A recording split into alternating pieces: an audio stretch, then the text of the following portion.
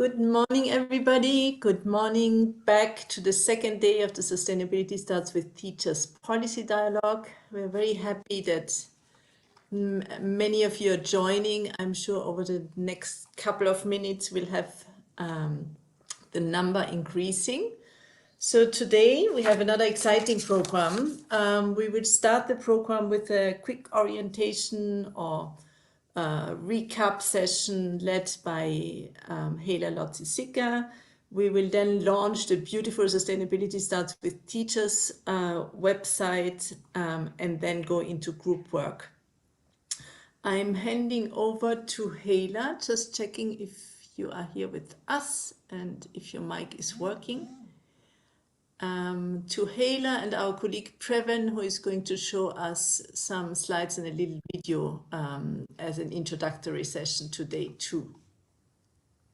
Right. Good morning, everybody. It's lovely to be here with you on day 2 of our policy dialogue. I'm going to just quickly remind us of what we covered yesterday. We had a very, very, very good day yesterday. We had the director of the UNESCO Regional Office opening the session for us, reminding us of the regional focus and challenges that we're working with in ESD in Southern Africa. We then, and also UNESCO's commitment to ESD and the program that they're developing across the SADC region, which is quite an impressive program. And also just to let everybody know and remind us that the UNESCO Harare office are in fact the ESD focal point for Africa. So as we do things here in Southern Africa, we're doing them into and with the rest of our continent. So this is a very important contribution also from this region, is this possibility for stretching beyond where we are into the rest of our continent. And patients will give us some orientation, I think, to that later. We then had the Swedish ambassador, who also welcomed us yesterday morning so beautifully from Harare, and gave us an overview of some of the programs that Sweden are running in the area of ESD. Always impressive, and I think one of the comments that was made that the Swedish contributions are always so proactive in this particular area, and we've really appreciated that as well, working with SIDA over the many years that we have in Southern Africa. We then had our Honourable Minister from Botswana, and I think after his presentation we all said, wow, would we all love to have ministers like the Honourable Minister from Botswana, who was just so forward-thinking in the way that he was presenting and talking about education systems and sustainability and the importance of that for the people of our region. We then had a session where I introduced the program, the SST program, gave a little bit of its history, and then looked at what we're aiming to do at the moment, and looked at the importance of taking up a change-orientated approach to this initiative, and how important it was for us initially to decide that we wanted an action learning program that is actually going to contribute practically in our institutions as well as to policy and other outcomes. So we're here gathered to talk about the policy processes and outcomes, and we had 3 fantastic presentations from our governments, one from Namibia, from the NIAD, which has always been a strong leader in ESD in Namibia. We had our own from South Africa, Director of Teacher Education, Michelle Matthew, who gave us some very good direction setting tools for how to carry this program into the national system of policy. in the South African context, and we definitely will be following up with her from this side after this meeting. And then we also had an excellent presentation from Zimbabwe, where the permanent secretary there from Higher Education, Innovation, Science and Technology gave us a good orientation to the current movements in Zimbabwe, which is focusing on heritage-based orientations to education and Education 5.0 and the competencies approach that they're aiming to implement in the national system there. So it was a very exciting morning. We had a lot of things to carry forward. We will be producing a very nice report from the meeting, so we will be able to share all of the detail with everybody following this. We then had a lovely session where we were able to look at our change projects, at least some of them. And I think Charles kept on emphasizing, you know, all we're showing here is 6 change projects, but we have many change projects growing in the region. I'm not sure, Charles, when last we counted them, but we have a lot of these change projects that are growing. I think at least 50 at the moment, growing across our different institutions, our teacher education institutions in the 11 countries. We looked at the fact that we've almost halfway moving to the second half of this initiative, where we've worked intensively with 6 countries, and we're moving into working intensively with the next 3 countries. We've built our alumni system platform. We're busy mobilizing that further. We built an online course as we had to adapt to the COVID-19. And of course, our website has become so iconic. And one of the things we've noticed is that our website is really the carrier of so much of what we're doing. And we're using the website in many different ways. So we're putting information about the program on it. We then also are using it to run the online course off the website, so that participants who do the online course are able to access everything that's on the website. We have an e-learning library on the website that's open source and free, accessible to everybody in Southern Africa, teachers, teacher educators, student teachers. And we have an alumni forum, and we'll be running quite a lot of alumni activities in this year to come. So I think it's an opportune moment perhaps to move towards now our program for this morning, which is to look a little bit at our website, to launch the website. And then from there, we'll be moving into the ESD 2030 agenda, and patients from the UNESCO Harare office will introduce that to us. We'll go into an interactive session where we'll be working together to just look at the 5 priority areas for ESD 2030, look at what's already been done and look at what we still think needs to be done. And we'll use that also in our reporting. We will then come back to plenary, I think, where we'll then be looking at the implementation and monitoring of SDG 4.7. And we're very privileged to have Alison Kennedy with us today, who's a program specialist, and she's the focal point on monitoring and evaluation for 4.7. And then I'll respond a little bit to her based on what we're doing in this program. And then Carol, who's the head of education in the UNESCO Harare office, will give us some closing remarks. So that's what we have in store for today. And I think, Previn, if you could then move forward with the process of the launching of the ESD website. Julia, perhaps you would like to just sort of lead us through the structuring of that session. Yeah, thank you very much, Hela, for the orientation. Yes, so we have the pleasure to have with us Michelle Boujard, who is the Senior Program Officer and also focal point for the SST program in SIDA. She's going to give us a first champagne-popping words to launch the website. Also, the website has been developed a couple of months ago, and we already worked with it Hela was delivering the regional course on SST. We never really had an occasion to celebrate it and to launch it, so we are very happy to have Michelle with us, giving us a few words, and then we will present you the website quickly. Over to you, Michelle. Thank you, Julia. Good morning, everybody. Good morning for a very sunny Stockholm here.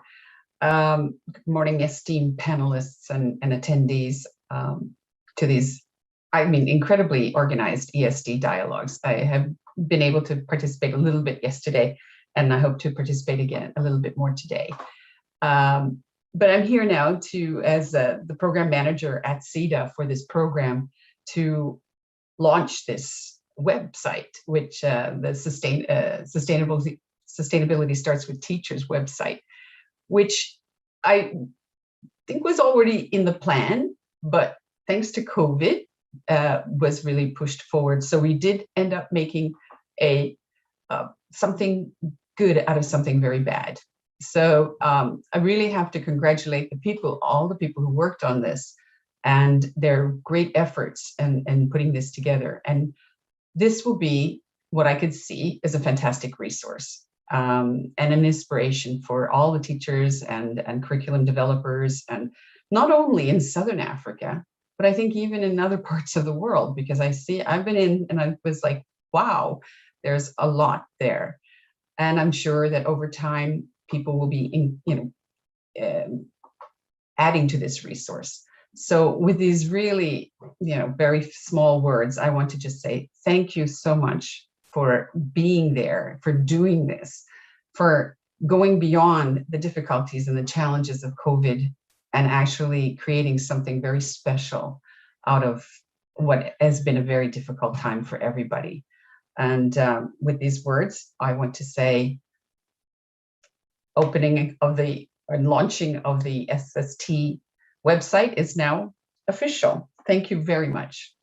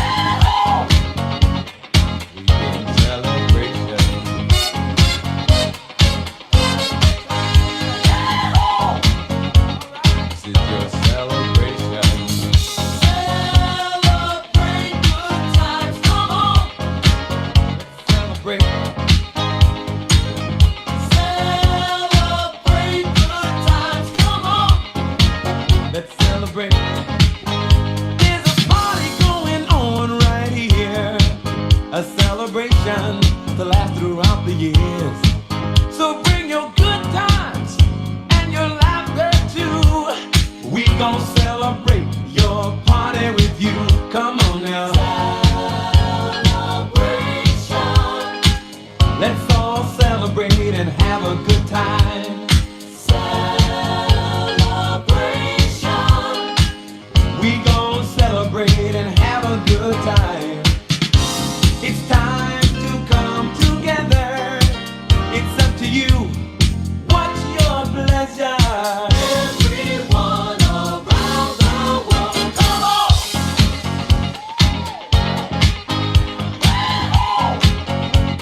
It's a celebration.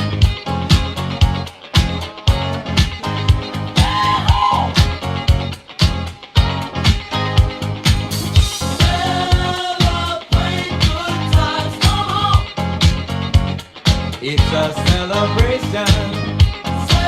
Celebrate good times, come on. Let's celebrate. There's a party going on right here. A dedication to last throughout the years. So bring your good times and your laughter too. We gon' celebrate and party with you. Come on now.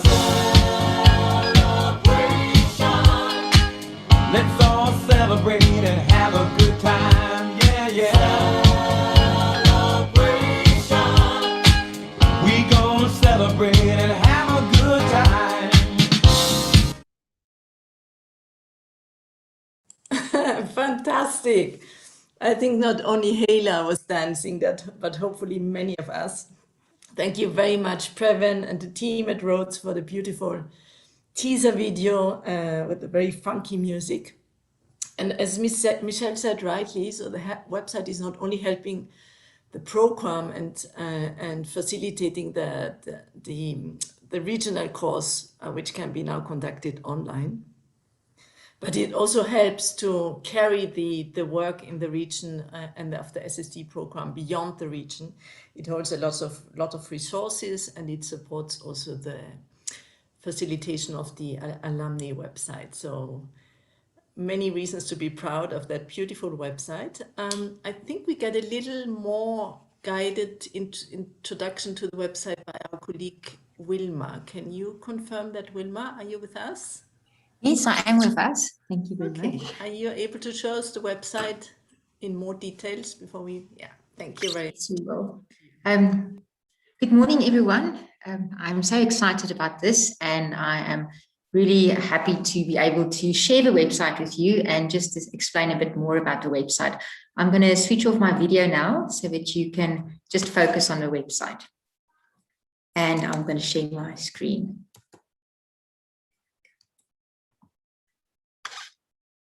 Right. Interesting enough now, I'm actually opened. Okay. So this is the website, what it looks like at the beginning. You see some of it. And the first page, we just sort of look at our plans. What are we going to do with the project and the courses? We have a very interesting news section where anything of our projects and our change projects, we add as much as we can. So here is some of our change project stories that we try also to put on the alumni, and that everybody can read all the exciting progress everybody is making. Then with our resources, we have a lot of vast different resources. The one that we've also set up now is some of our videos that you are more than welcome to go and look at, with all the different kinds of videos that we've got, some of the resources. Also, the other resources that we have is all the policy documents and our training manuals. So the resource section is the one that really to take some time on, as it has our brochures and the course material. So for each section, there's a course material that you can download as a PDF document. And then we have an e-library that's quite fantastic, that also comes from with a Google Drive. And all of these topics, the water studies, biodiversity, food systems, all of them are linked to a Google Drive, where you will be able to find different information from early childhood education, primary education, secondary education. So there's a vast amount of resources that you have access to on the resource page.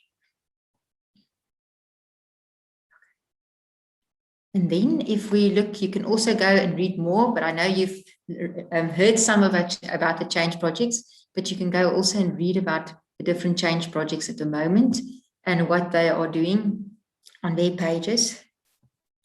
And then our most recent that we've been working on is the Alumni Forum, to try and reach more people. And funny enough now, with the advertisement of this dialogue, the policy dialogue, we've actually had a lot of people registering for the Alumni Forum. So that is really good for us. And I think it will get us conversations going. Well, as Halo was mentioned, we also developed the online course. This is a link to the online course. It is really a fantastic course. The group that almost completing it really had I think they really benefited from it. And it was also a great way of developing networks between the countries and providing support to everybody. So I'll show you quickly what the course looks like, but this is just also explaining everything about the course. And then some of the other, well, before COVID, when we had the live courses. I think that's one thing that also with us having to social distance and things, this is one good thing that came from that, us being able to be here together, having these discussions online. So I think most of you have also seen the policy dialogue page, where also all the policy dialogues are available. And You can click on them and it will open that policy dialogue also automatically. One thing that's interesting is we also developed, if you look here at the URL, it's not the same URL. It is actually the data-free version. So the data-free version is available for mobile phones. In South Africa, it's for all the major mobile phones. You can use the website on there. And then for the SADC countries, at the moment, it's only MTN, as far as I know. So what's amazing about this is even if you go and you, on your phone now, on this website link, and you click on the YouTube video, that is still data-free also. So anything that is linked to this website, people can access it data-free. So then it really makes it much easier for everybody to have access to it. And I think this is a great thing. And I think at the moment for the future, I know that there is companies trying to get that it becomes the data-free, becomes more over the whole SADC countries. So that's something that we are looking forward to make the accessibility of this website easier for everyone. Interesting enough, when I was, okay, this is the online course that we just had a look at, and I think I'm not logged in, so it will take a little bit of time at the moment. But it also has, and there goes the alarm, apologies for that. It also has a data-free website. So the people that are doing the website can also access the whole website from their phones and then download all the information and the documents for free. So it's a very good thing about that. I also just had a look at our analytic reports, and I know it's still a bit of a new site, but for last month, there were 713 users, and on average, the users came back for more than 2 sessions, and that's a very good thing to know that people are coming back. And it was also that the average of time on the website was an hour and 40 minutes. And that's quite also for me, quite fantastic, because that shows then that people are really looking at the resources on the website. So if you would like to join us on the Alumni Forum, if you just go to the Alumni Forum page, there is a register to join the Interactive Alumni Forum, and then you will have a small registration page to complete, and then I will activate your registration and you will be part of the community. And I think that is basically the whole website. Please go through it, enjoy it. Everybody worked really hard for it. And I think it is a fantastic space for us to just continue all these conversations.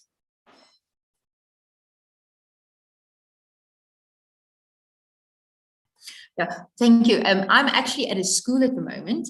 I also teach, and so sometimes it's very interesting here on my side. So apologies for the background noises. Thank you. Thank you for taking us through, Wilma. The link to the website has been shared, I saw, with by Hala in the chat. So you can immediately, after our meeting, please click on it and surf through it. A lot of people are congratulating you, sending their congratulations in the chat. So look at them, Wilma. You deserve. And the fact that it is accessible, usable in a data-free mode is very much appreciated.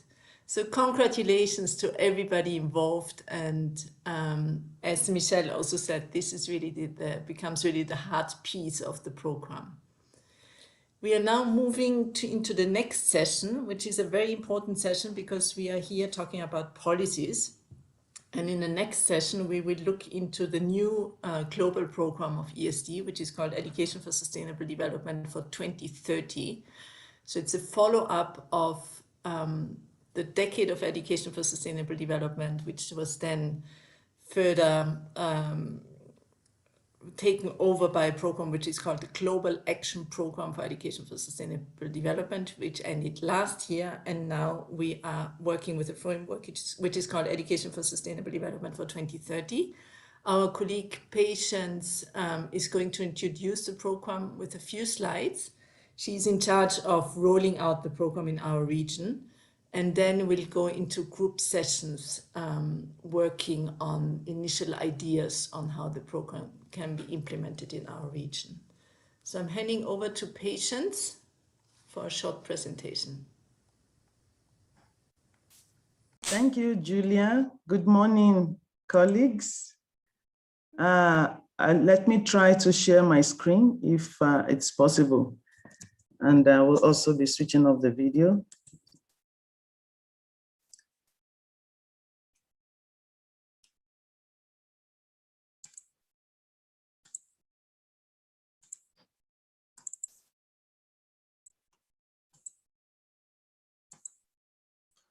Please confirm that you can see my screen. Yes. Okay. Thank you very much. Welcome to this session. This is just to give an orientation to what we are doing regarding the follow-up action after the meeting we had in 2020, November, when we launched the ESD for 2030. And this initiative followed up after that launch of the ESD 2030 in February 24th, when we had to talk about actions at the country level on how to actualize the ESD 2030. So let me go on to give a kind of background to what you already know about the link of ESD 2030 to the SDG goals. We all know that it is linked to the Sustainable Development Target 4.7, which is what gives the background to the activities that we have to achieve on the Education for Sustainable Development going forward. And then we also are familiar with the road so far in terms of how ESD has evolved, globally, right from the Rio Earth Summit in 1992 up till the Global Action Program that Julia mentioned earlier on from 2000 and that ended in 2019. Going forward, therefore, on how to take next action, in spite of all the achievements that countries have had, we knew that there are still gaps to be achieved. So looking now at the current global and regional and also national and country actions, we are taking forward the Education for Sustainable Development roadmap, into practical steps that can be done or used to achieve these global ideals that we have agreed on. So the key features of this global action or framework that we are working on emphasizes education as a means of achieving the 17 SDG goals. And that has been emphasized since all the discussions we had yesterday. And then it also focuses on the fact that we must walk the talk. It hinges on ensuring transformation of our society. How can we do things differently? And finally, it looks at emphasis on the leadership of member states, putting member states in the leadership of the activities of ESD, rather than having only partners coming to have, ad hoc activities within the country.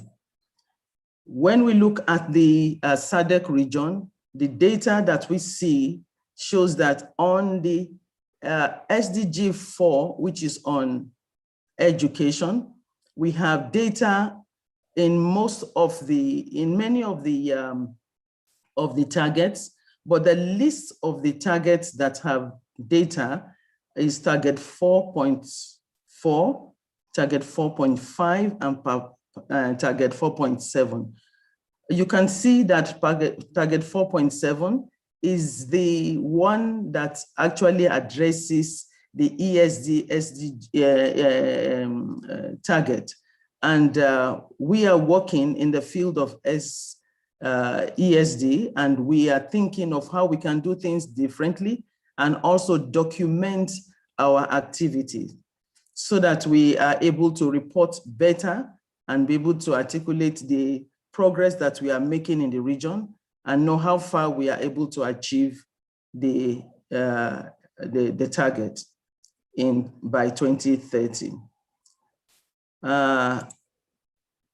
So why ESD country initiative? As I mentioned earlier, it is to enhance the global effort on ESD, which is education for sustainable development towards achieving the SDGs, otherwise known as SDG for 2030. It is, this has been approved by the UNESCO 40th General Conference and acknowledged by the 74th UN General Assembly in its resolution 74 of 233. ESD for 2030 also builds on the Global Action Program, the GAP, which was for 5 period, and the 5-year period was for 2015 to 2019, which we all know about. And that 5-year period was to work on the unfinished business of the decade on education for sustainable development, which you also are familiar with. So is this what we are doing now is a continuation to ensure that we consolidate efforts. And the program, like in the GAP era, continues with the 5 priority areas, which was also mentioned yesterday. Just for emphasis, we talked about the issue of advancing policy, issue of the priority of transforming learning environment, the priority of building on capacities of teacher educators, where this SST program hinges mostly, and then empowering and mobilizing our youths and accelerating local level actions. So in implementing these ESD 2030, what are the steps that we are expecting from countries who are expected to take the lead? We are saying that implementing ESD for 2030 at country level involves, a multi-stakeholder approach. Before now, different actors were working. If you recall the concluding remarks of Heila's presentation yesterday, she talked about if we want to go far, we move together. And if we want to move very quickly, we move alone. Many times we have been moving quickly in different directions and we are not able to articulate, or consolidate or even document appropriately what we have been able to achieve. And that is one of the reasons why we see that the reporting on SDG 4.7 target is the least. So in order to address that, we want to work together in a multi-stakeholder approach. And then to do that, we have to make it as inclusive as possible, bringing all the networks of partners, and which we call the ESD net, because they are a network of partners. Harnessing this partnership in a collaborative manner is what this country initiative is about. And then we will provide some support to help countries in our region to come together and have this meeting, and then tracking the issues and the trends in ESD in their country and mobilizing their own resources to carry on activities, and also monitoring the progress to see how they have gone, which gaps need to be addressed, where the strengths are, and you act together, in synergy rather than in isolation for greater results. So the ESD working group at country level is supposed to be organized as follows. You know, the role of the working group is to do an overall coordination and planning and implementation and networking, monitoring, reporting, and communicating on ESD activities that are taking place in the region, knowing that there are many stakeholders that are responsible for doing different things along the 5 priority areas. Then we are requesting that the leadership of this working group in the country should be by the national government. That will give importance to the activities and prominence also to the activities of the working group. And then all the relevant ministries and stakeholders would, you know, be easily brought together to work on the initiative. Then the host of the working group, like I mentioned, should be the government, but the government, if government is not able to or available to do it, they can also bring in other partners, but they must provide a leadership for such partners who are taking actions on their behalf. The membership of the working group should be an open and inclusive and evolving working membership of the working group. In other words, we cannot say because those who are in the group now, you know, caught in stones. No, as many people come on board and are working on ESD, they become members. You know, they are supposed to be welcomed as members of the working group. So it's a growing working group, and we are hoping that as many actors, you know, as are involved in ESD, they will be part of that working group from 2021 till 2013. The activities, therefore, of this working group will be to map the ongoing efforts and the policies made in the countries on ESD and by the concerned stakeholders, to identify one or more activities that needs to be done together as a group, because we believe that the different actors will be having different priority areas that they are addressing. But this initiative will bring all actors together for you to see what you are doing so that you can reinforce what you are doing rather than duplicating efforts. So you strengthen communication and advocacy efforts through this initiative, and then identify available financial and human resources within the country, and where you need support, seek for partnership to support your actions or activities, and then monitor reports on the progress that you have made. And by this, we are hoping that we'll be able to improve the data set that is not available currently, or that is very limited currently in the region. So what are therefore the next steps? You know, from the UNESCO perspective, we are thinking now that this year, 2020, since the launch in 2020, it will be like building the momentum for this initiative. And then that is forming the working group or task team, or whatever name we may want to call it. And then by 2022 to 2024, implementation of ESD in top gear.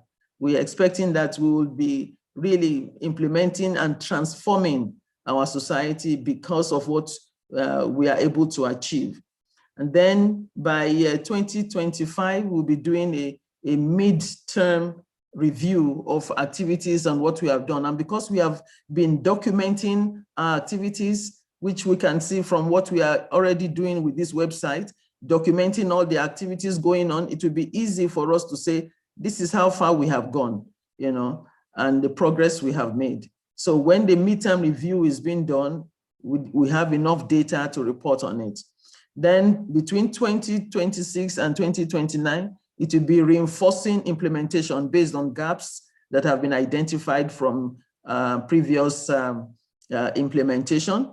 And then by 2030, we'll be doing a final review of ESD for 2030 to see how successful we have been. So this is just like the road, the steps we are anticipating to implement. So to do this, therefore, there will be bilateral technical discussions.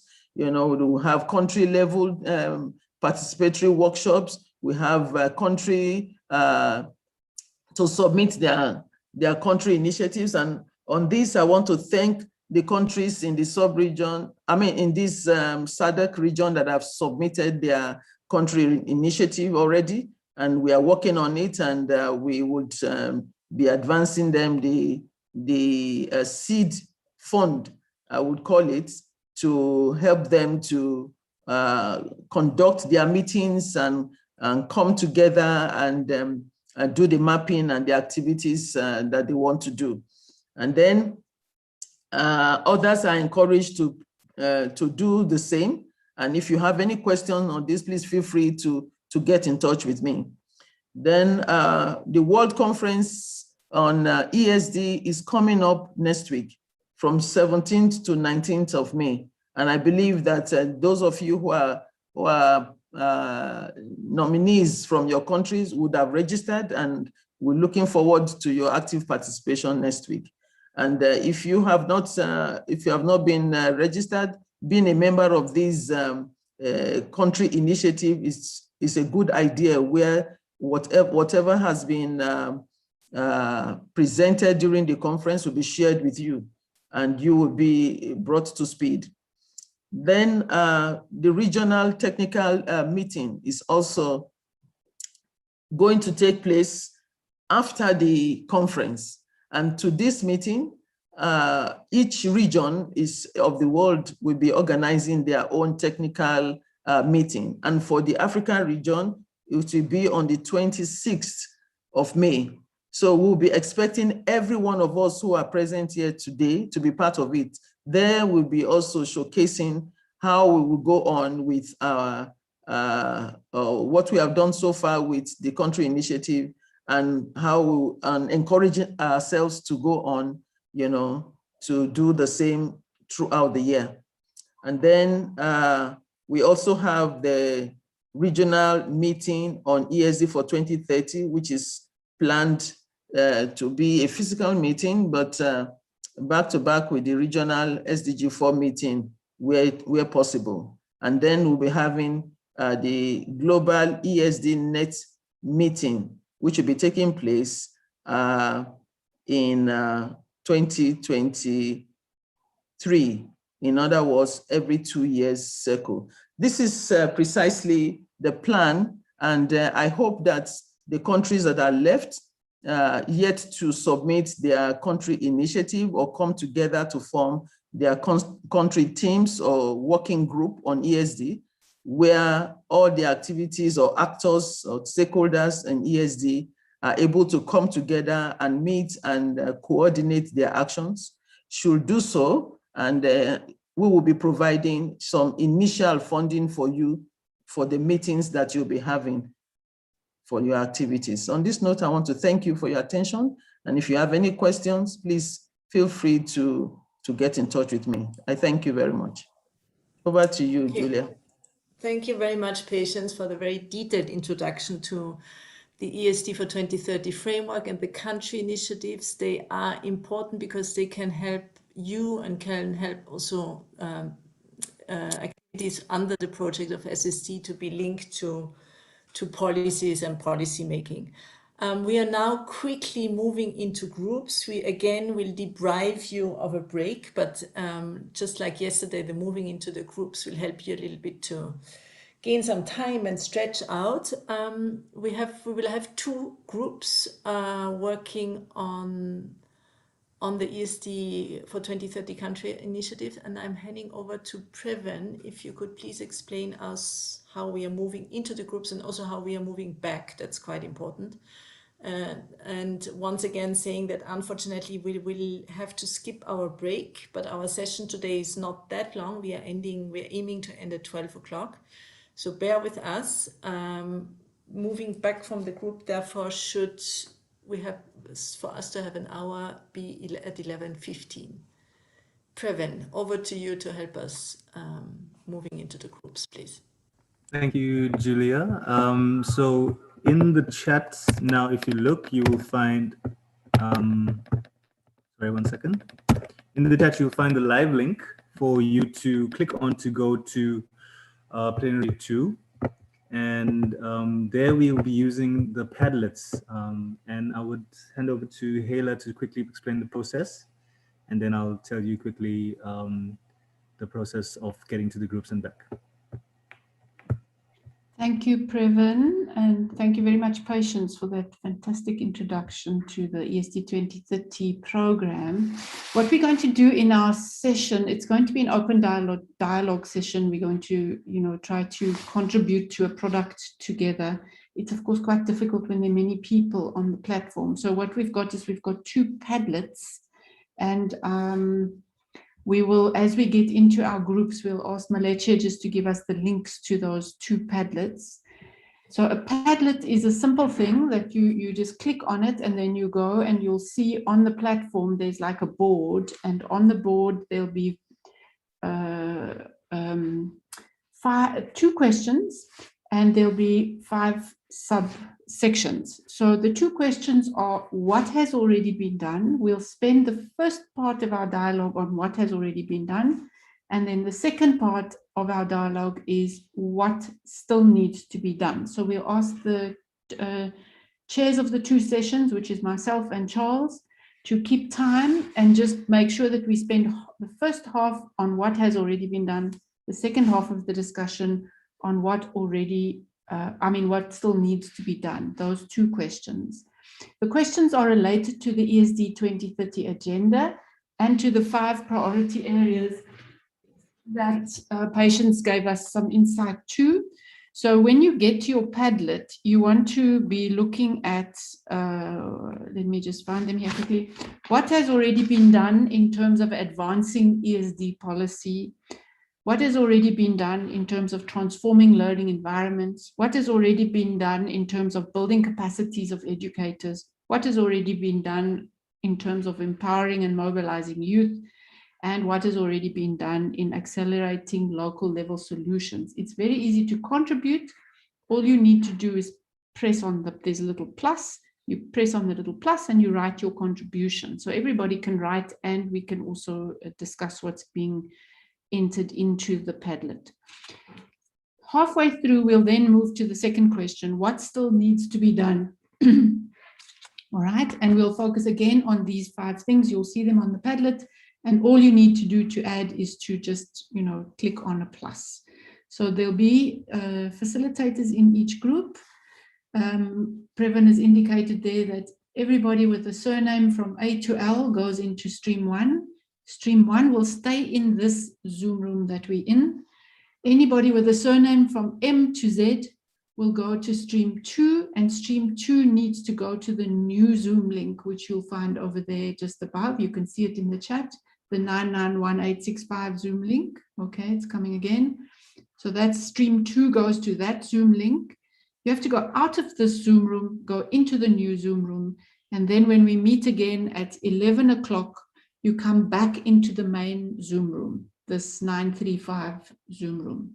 So group 2, just like we did yesterday, you go out to a new Zoom room, and then you come back together into the main Zoom room at 11 o'clock. We will not be doing report packs on the Padlets because the Padlets are there and we'll be able to share them and they'll be in the report. So we just want you to go into the room, work on the Padlets together, come back at 11 o'clock, and then we'll do our last session. So I think that's clear enough, I hope. Yes, thank you. Thank you so much, Prof. And Okay. if Maleche, anybody... you just make sure that we each have our Padlet, group 1 and group 2, when we get to the session. Hey? Yeah. Yes, Maleche is on, and Maleche will be in stream 2 as well. Okay. And when you are leaving stream 2 at the time, the link will be put back in to get back to stream 1, so you can click that. Okay. So If Charles, you anyone will stay falls off the in bus, stream 1. Sorry, Previn. Charles will stay in stream 1 and I'll go to stream 2. Yes, I'm in stream 1. Okay. Good. Stream A, yes. Yeah. All right. Cool. Thank you, everyone. So you can begin clicking the link. we can go then, huh? Leave and then the group 2 leave and then the others stay. Yes. Right, so everyone, so you can click the link now and start moving across. I see people are. Thank you very much. And we'll see you back here at 11:15.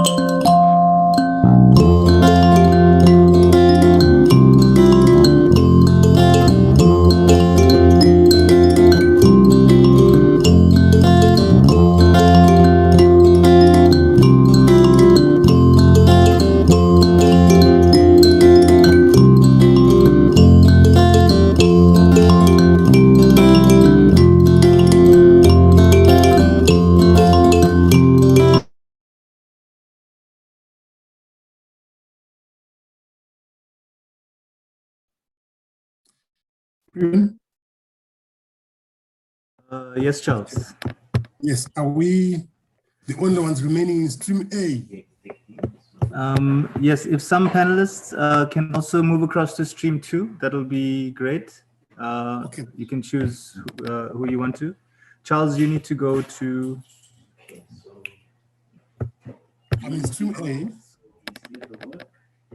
Is Yes. stream A not remaining in the room? No. Stream 1 is this one, so we are all remaining Yes, here. yes. Stream Yeah, 1 is so this one, yes, fine. Yes. Okay. I'm going to give the link now to the Padlet, and then everyone can access it. So maybe even before you do that, I think I want to just quickly remind people about the 5 priority areas. Is that fine? Of course, because yes. the 2 questions are based on the 5 priority areas. Is that fine, Previn? Yes, Charles, go ahead. So, do you see something on your screen, colleagues? Yes, it's coming through.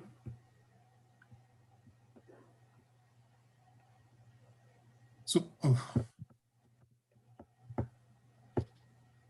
can you see it now? Yes, it's visible.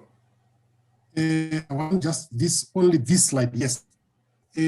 So these are the 5 priority areas so we've got 2 questions, as Hela said, before we go to our Padlets. We've got 2 questions. The first one is, what has already been done in priority action area number 1, that is advancing policy. To the best of your knowledge, in your country, what has been done in terms of ESD, in terms of advancing policy. Then area 2, what has been done in transforming learning environments, what has been done in developing capacities of educators, what has been done in empowering and mobilizing youth, and then lastly, in accelerating local level actions. So I want you to keep in mind those 5 priority areas. The first one is on policy, the second one is transforming learning environments, the third one is building capacities of educators, the third one is empowering and mobilizing youth, then the 5th one is accelerating local level actions. They won't be on the screen because Previn will be doing his Padlet things, which I also want to learn, and I'm eager to learn.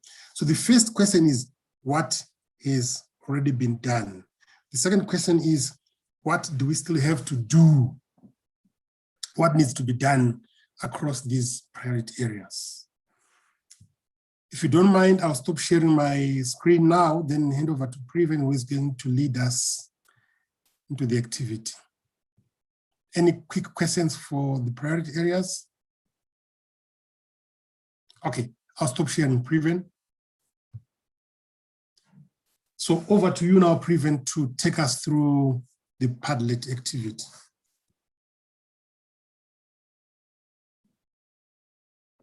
Thank you so much, Charles.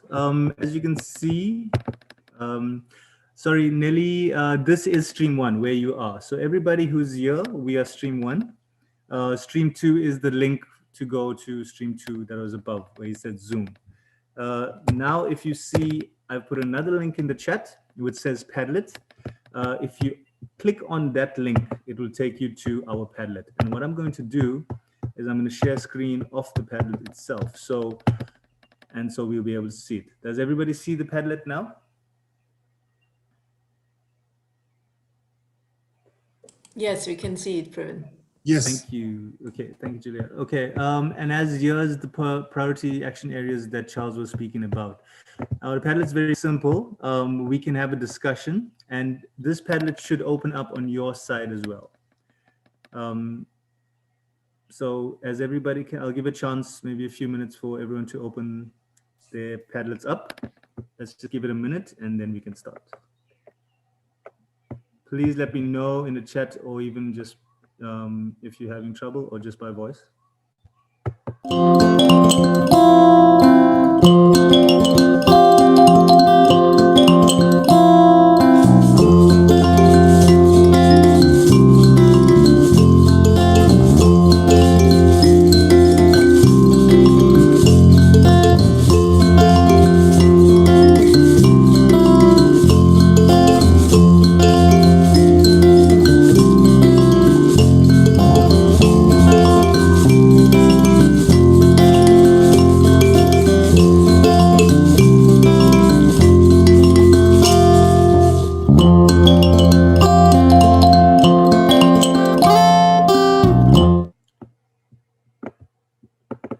Great. Okay. We still have 71 participants. If some people still want to go to stream 2, you can. If you just go up on the chat, you can click that on, and you can go through. Otherwise, we can begin. So, Charles, over to you. Yes. Colleagues, there is the Padlet. Preven, have you checked whether everyone is managing to write something on the Padlet? Yes, can some people try? Does everybody have? Okay, let me share the link again. Thanks, Elliot. Okay, there we go. Excellent. So I see someone is writing in. So as you can see, people are writing in currently. So okay. Now basically the questions are what has been done already and what still needs to be done. Yes. And then you can go into the priority. Sorry, yes, sorry, Charles, please go ahead. Sorry. So we are going to spend the first 30 minutes on the first question. What has been done? Think carefully of what you see around you. And can you hear me, Preven? Hello? I can hear you loud and clear. Yes, think carefully of what you've heard, what you've seen, what you've observed, your experience on each of those priority areas. You may not be immediately working on any one of them, or you may not be working with youth, but think carefully of what has happened or what have you experienced, then you write on the Padlet. I hope everyone has managed to open the Padlet. So the first 30 minutes, we're going back at 11, I think. The first 30 minutes is on the first question. What has been done? Then the last 30 minutes is what do we still need to do? Okay. Great. Thank you so much, Charles. I will be playing music so that we can work with some music in the background. And yes, please just carry on at your own leisure and work with each of the action areas. Every time you press a plus sign, it'll add a new block for you to type in. And then also, if you can see your add comments, you can even comment on what other people have written as well. So very interactive section. And then if you see in the bottom, you can move your slider and you can see more of the other priority action areas.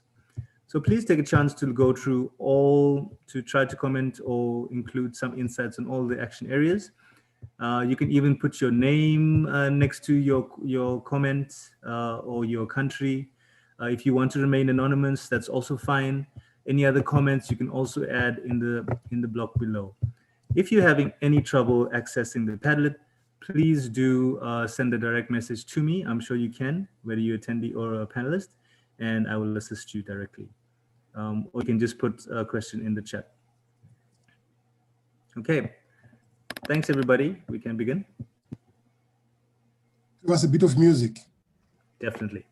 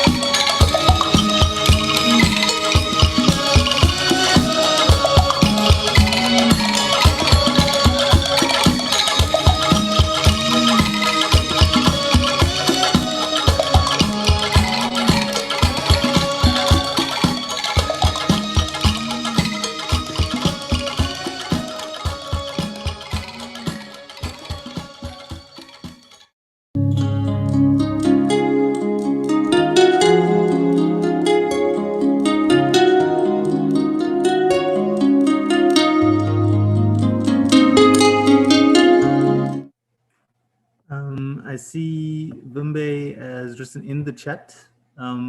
If you're having difficulties getting to the Padlet, that's fine. You can write in the chat and I will post it on this Padlet now.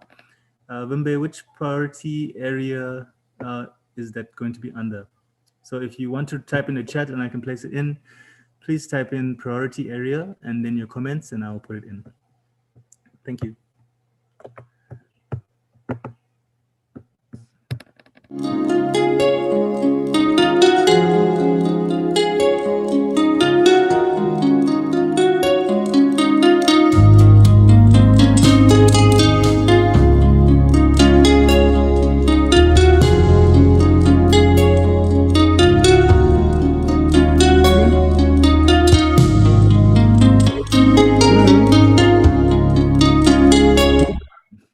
Yes, Charles? Everyone? Yes? Yes. Would you want also to repeat? I can see many people are not writing. Maybe they didn't activate their Padlets. Would you want to repeat the link and show it on the screen? Yes. Okay, I can show the link in the chat. We are showing it on the chat. Yeah, I'll put the Padlet link in the chat. Yeah, so that lots of, sorry? Go ahead and explain a bit. Okay, so here is the link for the Padlet again. As you can see, it's in blue and underlined in the chat. So if you press chat, and if you can't see the chat because I'm screen sharing, if you can see at the top where it says screen sharing, you'll see 3 dots. If you click on those 3 dots, use the first option on top says chat. And then click on chat and this little box will come up which shows you the chat. So as you can see, I've just sent it, the link out there. It's in blue. Just click on that link, either one click or double click, and it will automatically open up in your web browser this Padlet. And then you just, whichever area you want to comment on, you just click on the plus sign and you can comment on. I see a lot of people are already doing so. Thank you so much. And it's really looking good. So as you can see, there's lots and lots of things being written, but if you haven't gotten there yet, you can follow the link. If you're still having difficulties, if you are on a phone or mobile phone and it's not working or any other problem that you're experiencing, you're more than welcome, as Vimba has done, to put her comments in the chat and I will place it up on the Padlet for you. Is that clear for everybody? Great. Okay, and as you can see, I'm updating the Padlet. Every time somebody writes, I am updating the Padlet. So more and more stuff is coming through and I'll try to show you on the screen what's happening. Okay, everybody. So, yeah. So colleagues, we still have about 12 minutes on question number 1, which says what has already been done in these 5 priority areas, and keep on writing because this is a record that we're already mapping. This is a record that we want. Thank you very much.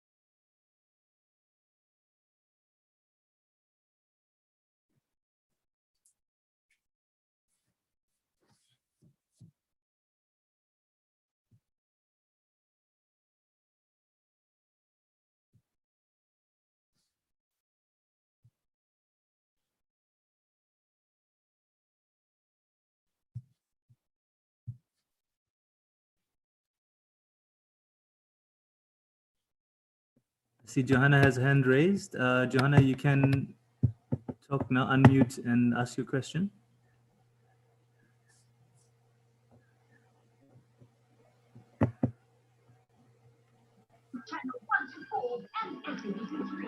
Hi, Johanna. Yes. Hello.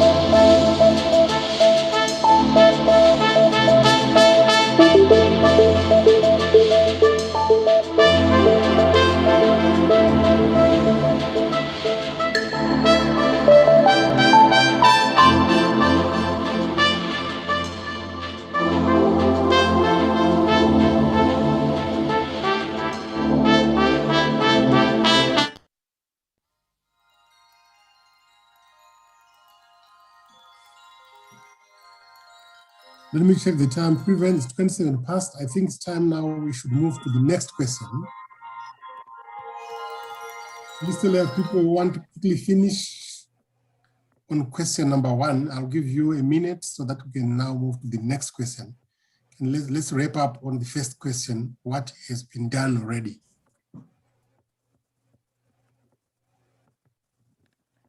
Thank you, Charles. And as you can see on the Padlet, when you add a comment, you'll see a title and then write something below. So in title, you can write your country or your name or a title for the actual topic you want to talk about.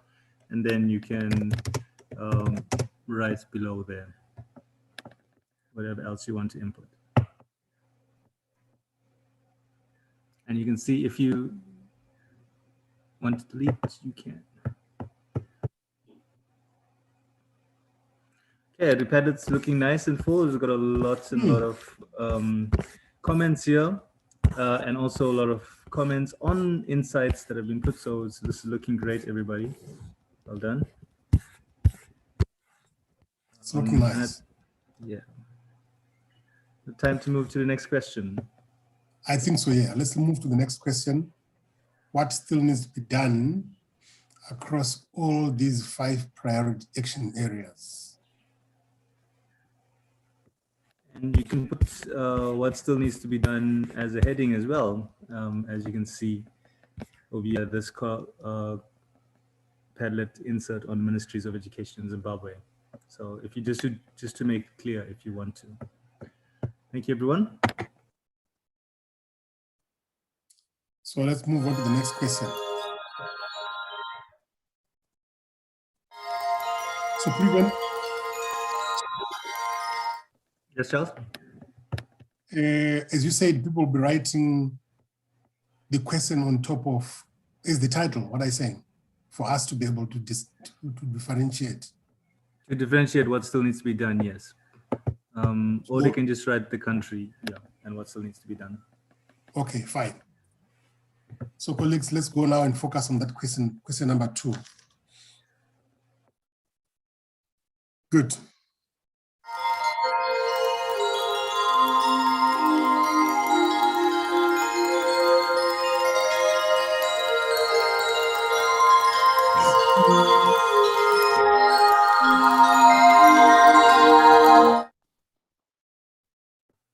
Yes?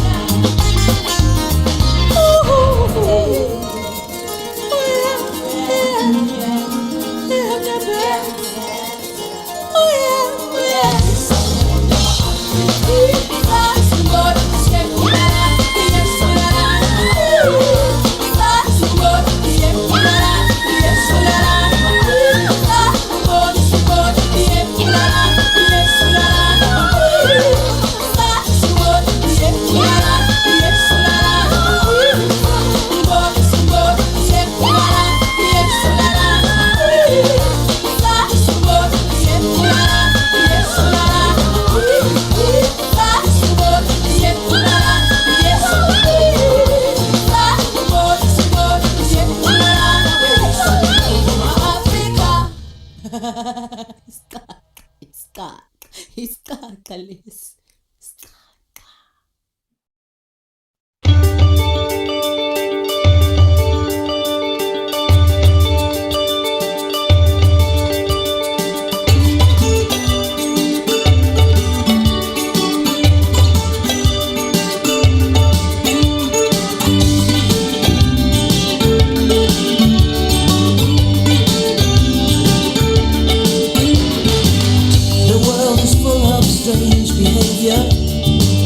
Every man has to be his own savior.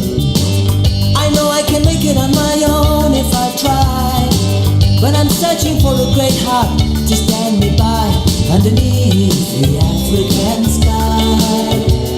A great heart to stand me by. I'm searching for the spirit of the great heart to hold and keep me by. I'm searching for the spirit of the great heart under African skies. Sometimes I feel that you really know me. Sometimes there's so much you can show me.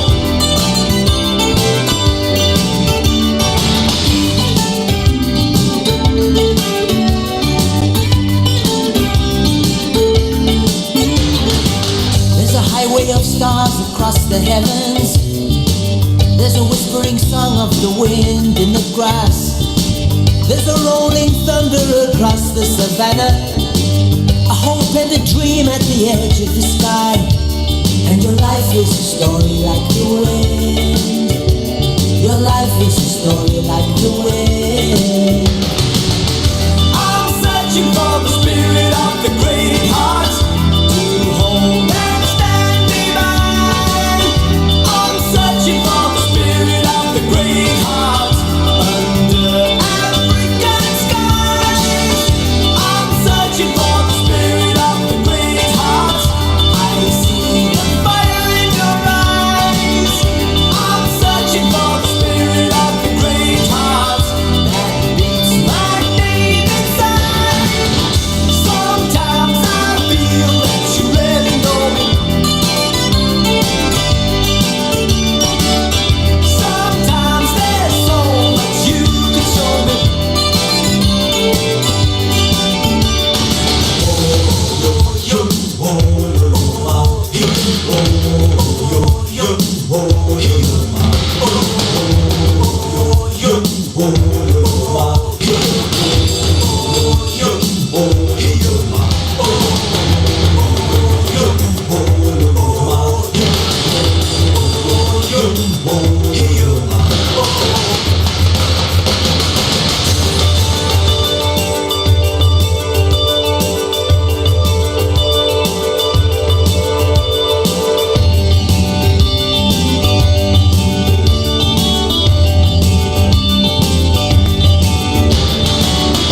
I'm searching for the spirit of the great heart.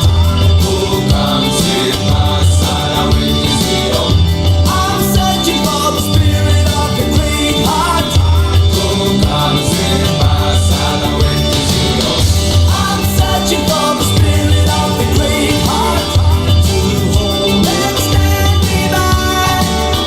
I'm searching for the spirit of the great heart under African skies. I'm searching for the spirit of the great heart. Who comes in my side? I will see you. I'm searching for the spirit of the great heart. Who comes in my side? I will see you. I'm searching for the spirit of the great heart. We have 7 minutes more. 7 minutes more. Yes. Thanks, Previn.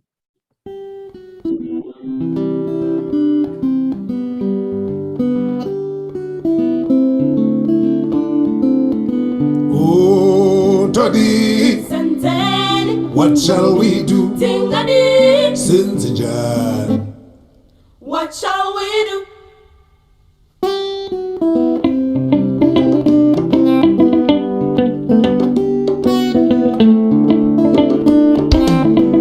Oh, Toddy, what shall we do? Since John. What shall we do? Oh, Toddy, what shall we do? Since John. What shall we do? Yeah, Toddy, what shall we do? Since John. What shall we do? Zvinorwadza sei kurera rufumu maoko.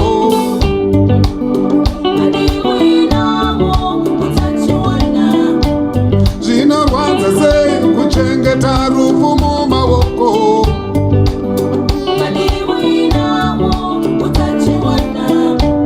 Vazvababata pambo riri pasina raramo.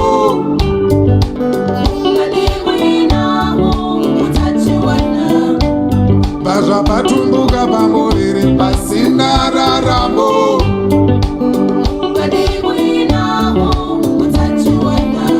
Yeah, Toddy, what shall we do? Since John. Oh, Toddy, what shall we do? Since John. Yeah, Toddy, what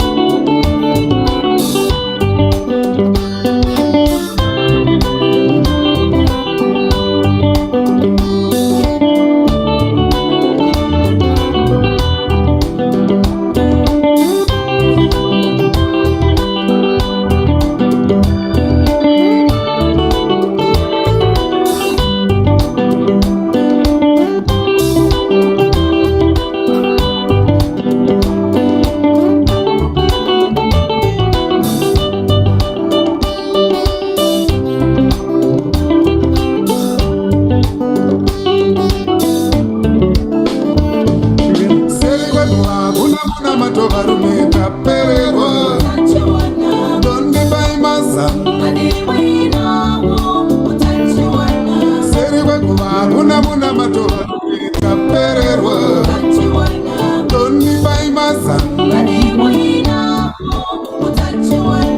seri wekuva hakuna muteuro mambo kapererwa toni baimaza seri wekuva hakuna muteuro mambo kapererwa toni baimaza seri wekuva hakuna muna matova rume kapererwa toni baimaza seri wekuva hakuna muteuro mambo kapererwa toni baimaza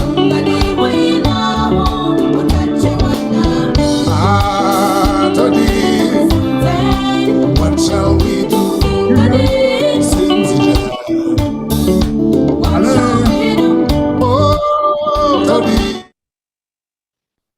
Yes, Priven, thank you very much. Yes, nice music. Thank you. I think it's time to go back to the plenary, isn't it? Yes, we are in the plenary, Charles. So at 11 o'clock, Stream 2 will start joining us now. They should be wrapping up and joining us, yes. Yes. What time is it now? It's 11, according to my watch. It's 11 o'clock. I normally have my watch 2 or 3 minutes ahead. The Padlet has been updating nicely, everybody. I can just scroll through it and show everybody all the amazing work that you're doing and writing in. So as you can see, this is policy area 1. Zim from South Africa, Botswana, what still needs to be done, Zambia, Zimbabwe,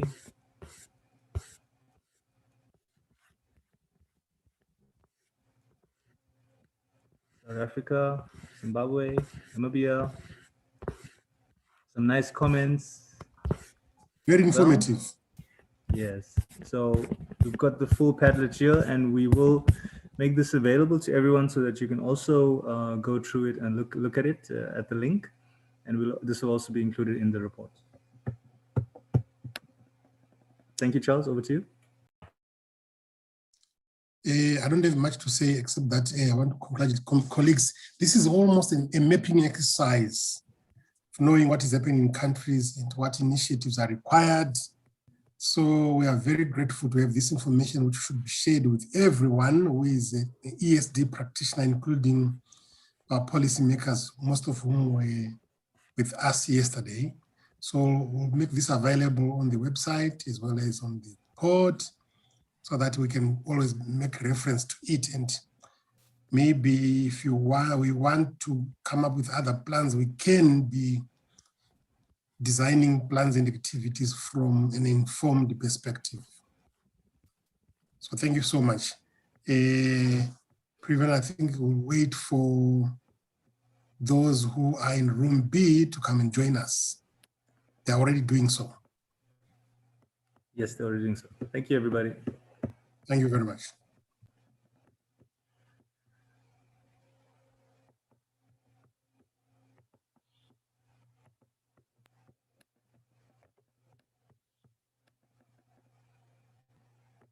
What shall we do?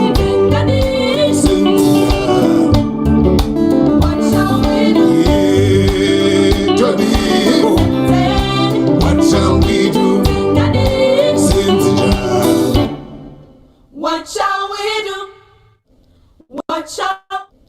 What shall we do?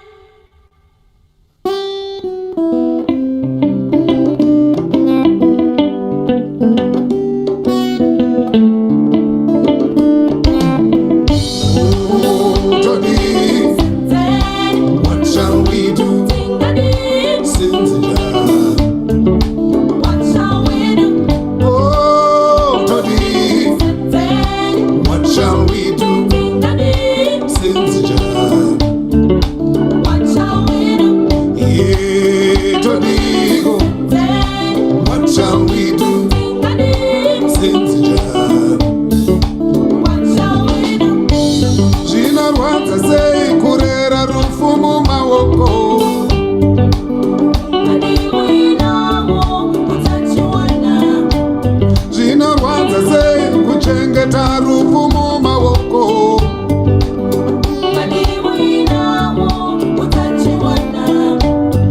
Vazvavabata pamboveri pasina rarambo.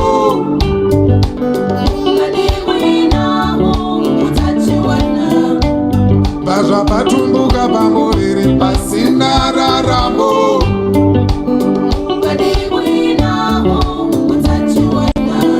Yeah, Todi, what shall we do? Oh, Todi, what shall we do?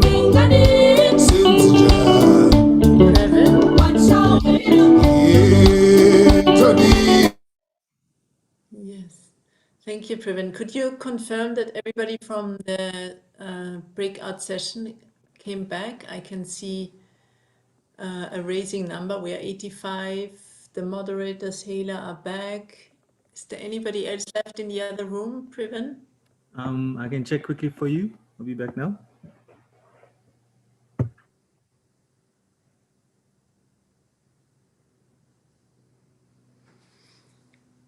Okay, this was a very interesting session. I was in group 1 and we had good music and a lot of contributions on the Padlets. As Previn has announced, all of that will be shared. So on the SST website, the Policy Dialogue sub-website and program, you will soon have all presentations uploaded with voiceover, I understand. And then we could also upload to that website the Padlets, and then we will of course share with you also a report on the Policy Dialogue. Maybe somebody could give us quick, clear feedback if it worked very well for the second group as well. Did you get a lot of contributions on the Padlets? Hela, Yes, we got loads, Julia. We had a lovely discussion and our Padlet is full. Excellent. Yeah. That's, of course, really important also for our work, continuation of our work, and also the work on the country initiatives on under the ESD for 2030 program. So thank you very much for the contributions. And now I would suggest, yeah, the number is quite high. Let's move to the next session. So our last session will cover the monitoring of target 4.7. Everybody is familiar with that already, covering also sustainable education for sustainable development. We will have a first presentation from our colleague who is based in Paris. She's the specialist on monitoring goal 4 in general, but now specifically tasked to work on the monitoring of target 4.7. She's going to give us an introduction on the targets, its indicators, sources of information also for the target. And then Hela is giving us an overview on how the SST program and ESD work in the region can support monitoring 4.7. I'm handing over to my colleague Alison Kennedy. Hello, Alison, we can see you. Oh, good. Hello, thank you. Good morning. Good morning to everybody. And before I start, I just want to say what fantastic music you've had all morning. It really takes me back. It's 40 years since I lived in Africa, but particularly the music we had earlier on when we had the video about the new website. That was a big hit even back then. Anyway, now it's my turn to turn to the monitoring of target 4.7. So let me see if I can share my screen. Select a window. Right, I need to stop the video.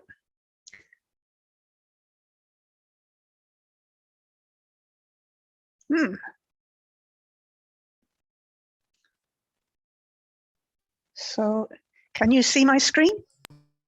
Yes, we can. Okay. You can just enlarge the slides. Yes, how do I do that? The little screen on the bottom right, you could click on that. So yes, exactly. Further, 2 icons further. This one? This one, yes. Ah, perfect. Right. Oops, I've gone too far. Right. So good morning. So thank you again for having me and keeping me entertained while I was waiting for this session. I'm going to be giving a short introduction to the monitoring of SDG target 4.7. And as you can see on the screen, it's one of the longest and most complex of all the SDG targets. And as a consequence, it's also rather difficult to measure. The principal aim of the target is to ensure that all learners acquire the knowledge and skills to promote sustainable development. The rest of the target describes the means by which this might be achieved, including through education for sustainable development and global citizenship education. Because the target is so complex and difficult to measure, UNESCO has adopted multiple approaches to monitoring its progress. The first, of course, is through a set of indicators developed especially for the SDGs. This is the so-called thematic indicator framework for SDG 4. It complements the global indicator framework that the UN interagency and expert group on the SDGs indicators has developed to monitor the SDGs in general.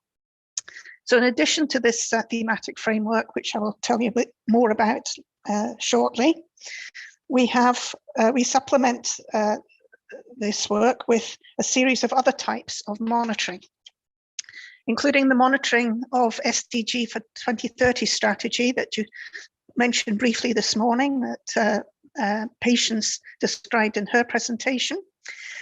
But there's also a series of thematic studies and special surveys, both by UNESCO and other organizations. And there are also a number of academic studies, including one I'll say a little bit more about on monitoring climate change education, which is led by the University of Saskatchewan in Canada. And finally, later this year, UNESCO will be holding a global forum on ESD and GCED. We do this every 2 years, and this year the focus of the forum will be on measuring progress towards target 4.7. So the thematic indicator framework for SDG 4 is similar to, but expands upon, the global indicator framework. The thematic framework was developed by UNESCO together with our partner organizations, including UNICEF, the World Bank, OECD, and the Global Partnership for Education, as well as a number of regional organizations and, of course, member states. It was developed initially in 2014 and 2015. So in fact, we started work before the Agenda 2030 for Sustainable Development was adopted in September 2015. And the first version of the thematic indicator framework was adopted in October 2016. The framework currently has 43 indicators.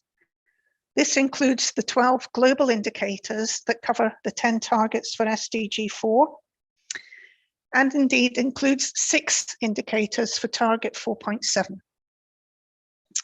And these are the indicators for target 4.7.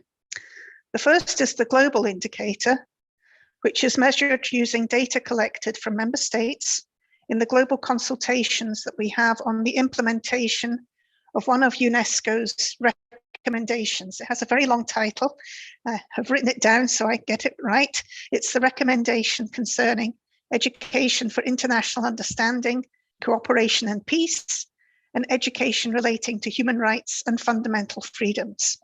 This dates all the way back to 1974, but is still very relevant today, and we monitor countries' progress on implementing that recommendation every 4 years.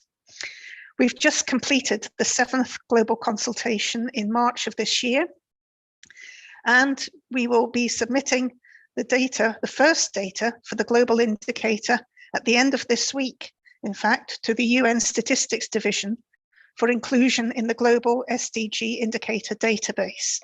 This database is updated 3 or 4 times a year, and the next release is designed to coincide with the UN's high-level political forum on the SDGs, which takes place in the middle of July.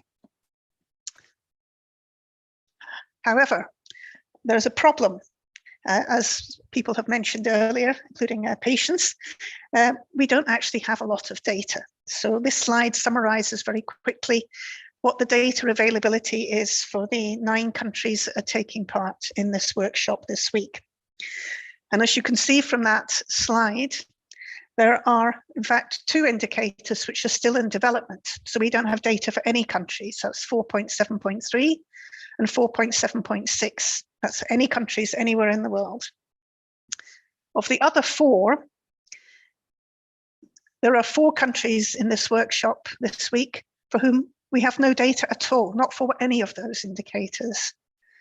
And for the other 5 countries, they have at most 1 of those indicators available. So data availability is really quite a serious problem. I want to say it's not just a problem for the group of countries taking part today. It is a similar story for many countries across the world. So this is why we need to turn to other approaches to gather evidence on the implementation of Target 4.7 and progress towards its achievement. So on this slide, I've just listed some recent studies which have been undertaken by UNESCO in the last 2 years.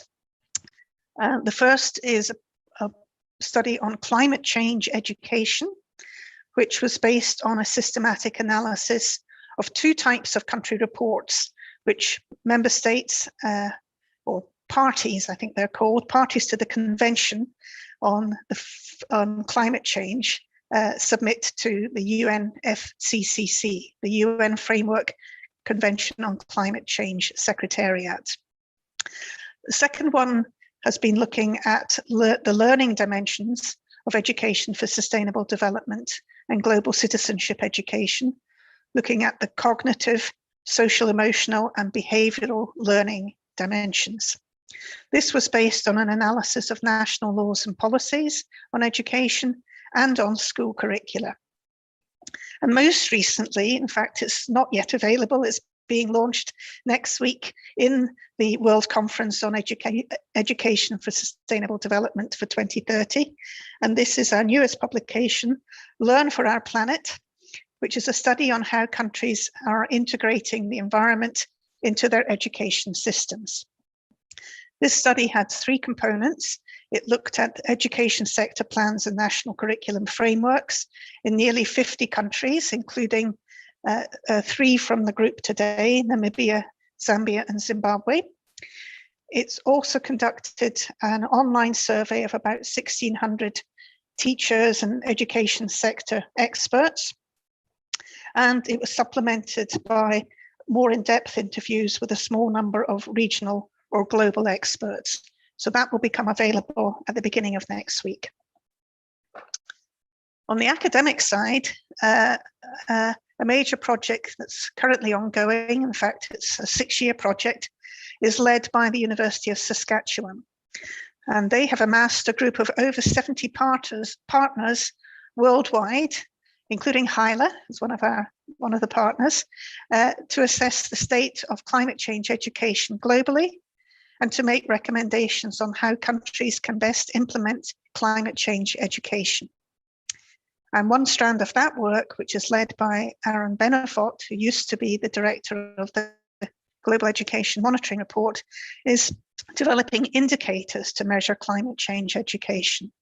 So hopefully this will lead to more information becoming available in the not too distant future.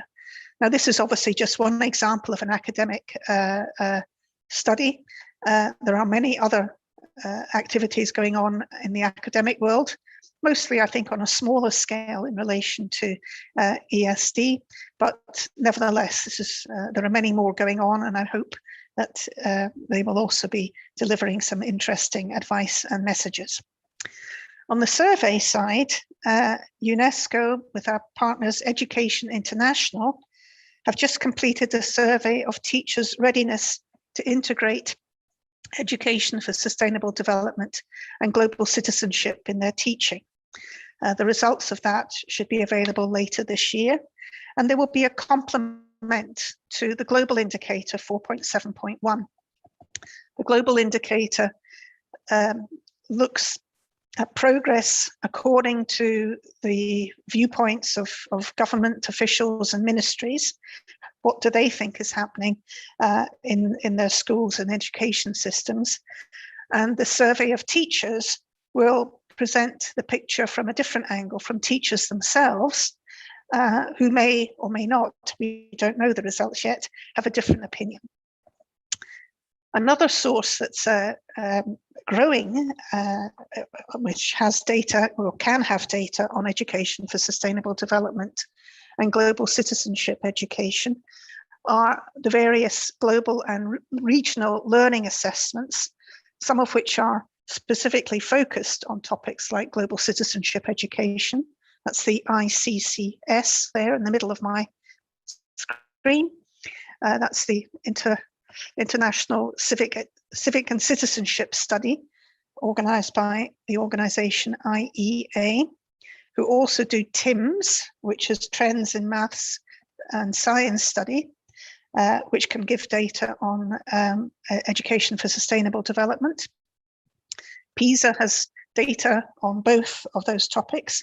So more and more of these learning assessments are coming along, which may provide more information too on 4.7.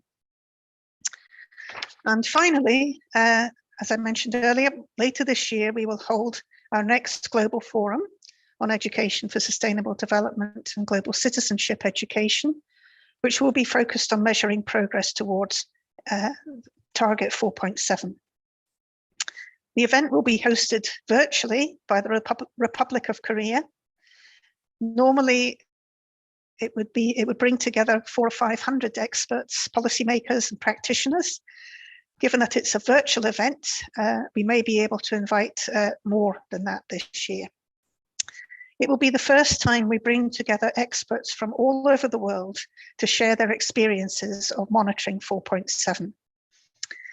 UNESCO will be presenting results from 2 of our recent exercises, the teacher survey I just talked about, and also the results of our consultation on the 1974 recommendation, which is the source of data for the global indicator 4.7.1. And many, many other partners will be coming or taking part in the forum to present their own activities in this field, and we will be discussing some of the challenges and how they can be overcome. And we will be getting stuck into that work straight away once the World Conference on ESD for 2030, which is taking place next week, is over. So you should be hearing more about the Global Forum a little later in the year. Thank you. Thank you very much, Alison, for the excellent overview on where we are with monitoring 4.7.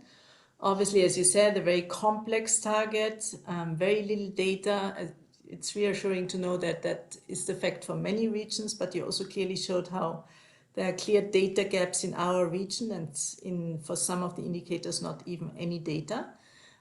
So Hela will now hopefully have good news and certainly good ideas on how we can support monitoring 4.7 in our region, particularly with the SST program, data emerging from the SST program. I'm handing over to Hela.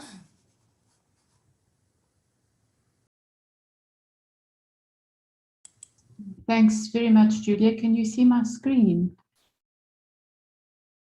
Yes, we can. Oh, what happened there? There's sort of, I think something there's fell over the front. Okay, I'll just carry on from where Alison was. Let me just hide these things on the screen, and I can see what's going on. Okay, yeah, so just to carry on then from Alison, thank you very much, Alison. It's good to see you again there. I think the last time I saw Alison, we were in New York when we were setting up the MECE program. So yes, so Alison made the point that indicator 4.7.1 is the kind of key one that we're looking at, or that the UNESCO are looking at the moment, in order to gather substantive data on this target 4.7. And it's quite an interesting one because it focuses on mainstreaming of ESD into national policies, into curriculum, and of course for us here, very relevant, into teacher education. And then number 4, into assessment, which in our previous discussion we said is, you know, always seems to be the neglected area, and yet it's one of the most powerful areas for driving transformative praxis in education. So I think there's a lot to be done around this particular indicator. So the question that we could ask ourselves here in a forum like this, or in a group like this, or a network like this, is, you know, how can we enrich data and make sure that this is being adequately captured by our national governments and then shared into the reporting systems? And I think it would be good for us to perhaps share some ideas about that in the discussion session. But the second thought that I had is, when we look at the other indicators, I was quite a little bit sad this morning when I saw Patience's presentation, and she showed how low our data is for target 4.7. And I just thought, you know, how is it that we can get to a point where the world has got so many challenges that we know are related to sustainability, and then we sit with that level of low data to report on something so important. So I feel there's a lot we have to do, and how we can do that together is the question. So the other thought I had is, then how do we enrich our engagement with the other indicators? I feel like they almost, some of them feel a bit, I'm not sure, Alison, like we're using very old data sets for them.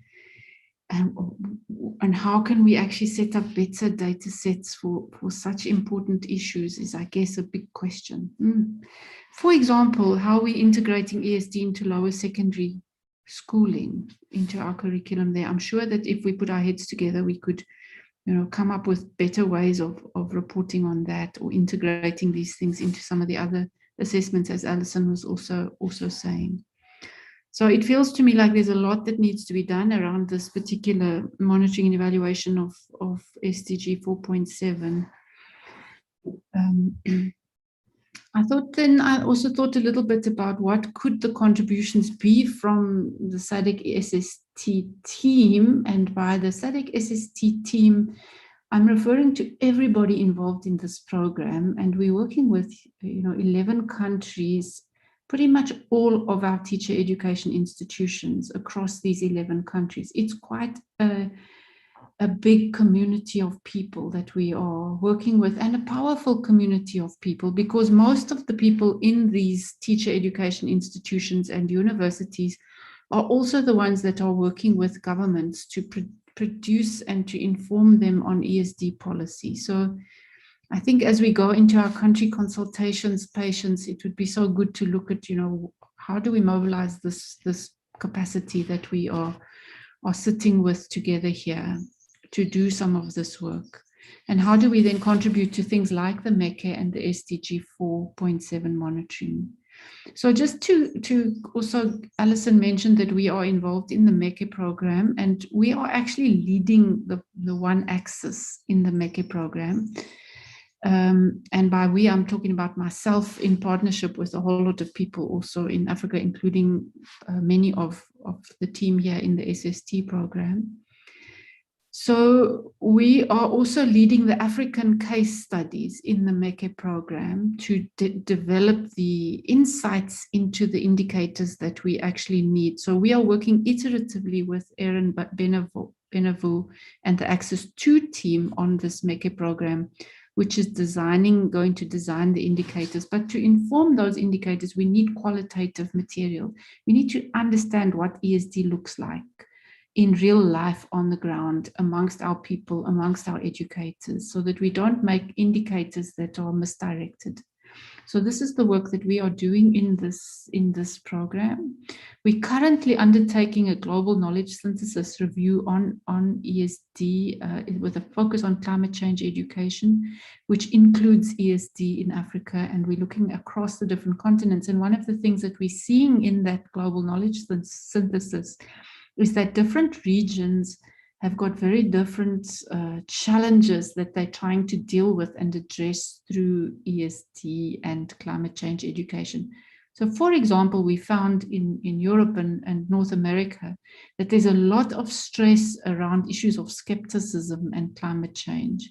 Whereas in Africa, we found that there was a lot of emphasis on knowledge inclusion, including more people's knowledge, including indigenous knowledge, and particularly working on issues that are influencing our food production systems. So it's so interesting that you get these different emphases in the different regional contexts. So this is all work in progress, and we'll be working closely with Alison, UNESCO, with all of the other partners, the 70 partners that she mentioned, to share insights into these, the systems of indicator development that are emerging. And as Alison indicated to us, this is quite a big work that needs to be done. But I feel we have big capacity in the SADC region if we look at the team that we're sitting with here in the SST program. There's also the UNESCO peer review peer platform, which is a new platform that was created recently. And Alison can maybe tell us a bit more about it, but it was developed for monitoring and evaluating, or countries to contribute to data and insights into monitoring and evaluation of inclusivity. And they're busy constructing something similar now for climate change education within the MECA program, which will be aimed at informing the global education monitoring reporting system. Now, what is very good about working with somebody like Marcia McKenzie and Aaron Binevu on this kind of thing is that they're very, very focused on high levels of quality. So what we're busy doing is we're developing cross-country case studies on climate change education as embedded in ESD, and we're doing this for 76 countries. I think at the moment we've finished about 10 of them already, and these include a number of SADC countries. But I think that it would be possible for us to perhaps extend this under the SST to include all of the SADC countries. And what's very good about this is we're using a very rigorous methodology, which is a desktop-based methodology, but it includes country self-assessments, but also policy analysis, and it's quite a detailed amount of work. It sometimes takes us up to 3 to 4 weeks or more to produce one of these case studies. And I'm glad that Ben is with us on the platform today, because he's really been doing some of the sterling work here in Southern Africa, and he's also going to be doing his PhD in the context of the SST program here to strengthen the relationships between especially ESD and inclusivity. So he's very interested in these monitoring mechanisms and approaches. So I think we could use the same methodologies, and we could also then include specific data on ESD integration, which could then feed into the Global Education Monitoring Report, but also offer us, stronger data across our SADC countries to do some of the comparative work that Anwar was asking for in our previous session. He says we've been working for so many years on ESD, but actually we need good comparative work to see where we are as a collective. And Carolyn made the point that there's unevenness in some of our ways of working and in our country. So I think we could perhaps use this monitoring tool that we're working on to, get good benefit quite quickly. So it'll be good to have a discussion about that, perhaps as we go forward. No, I can't find my little arrow here. And that this process that we're working on for these case studies are we doing with the Global Education Monitoring team in Paris. So they're advising us and working with us to get this very good quality in terms of the cases that we are developing.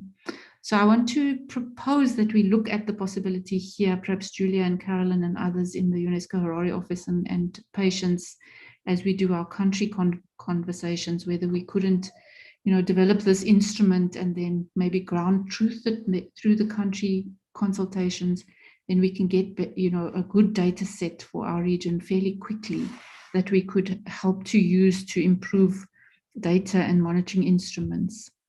So in the SST program, I mentioned yesterday that we are getting emerging lessons and policy contributions from our in-country workshops and our SST change projects. And in each in-country workshop, we've had what we call an environmental scan.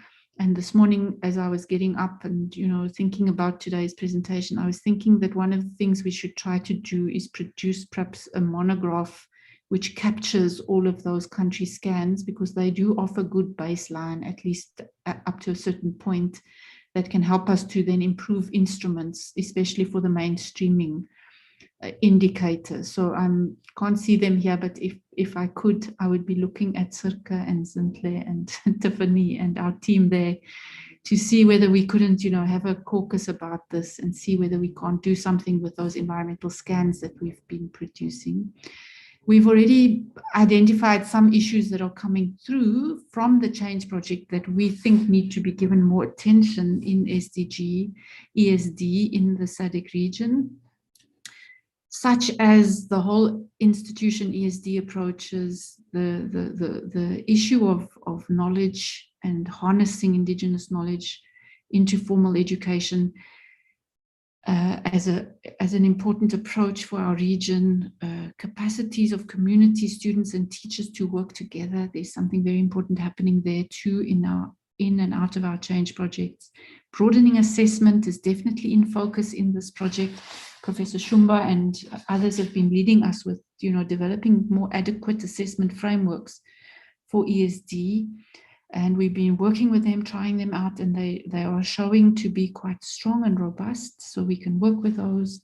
Of course, the other things, transforming learning and training environments and collaborating with youth and communities. But ultimately, I think that what we are doing is we're looking at redefining the meanings of educational quality in this region and for Africa, actually. And this is a project we've been working on since the early days of collaboration with UNESCO, with Edom in the Windhoek office, where he said to us, look, we have to define what we mean by ESD and education quality, because that's where we need to develop new tools for monitoring and evaluation of education. So this learning as connection via ESD, bridging and bringing together science and culture, and the relationship between that and learner achievement is a very critical area that we need good quality, more refined research on in the SADC region. And I feel like if we want to do anything, we should do that and do it well, because when we observe the ESD work and its relationship to learner achievement, we see that it assists our learners to learn better and to get better achievement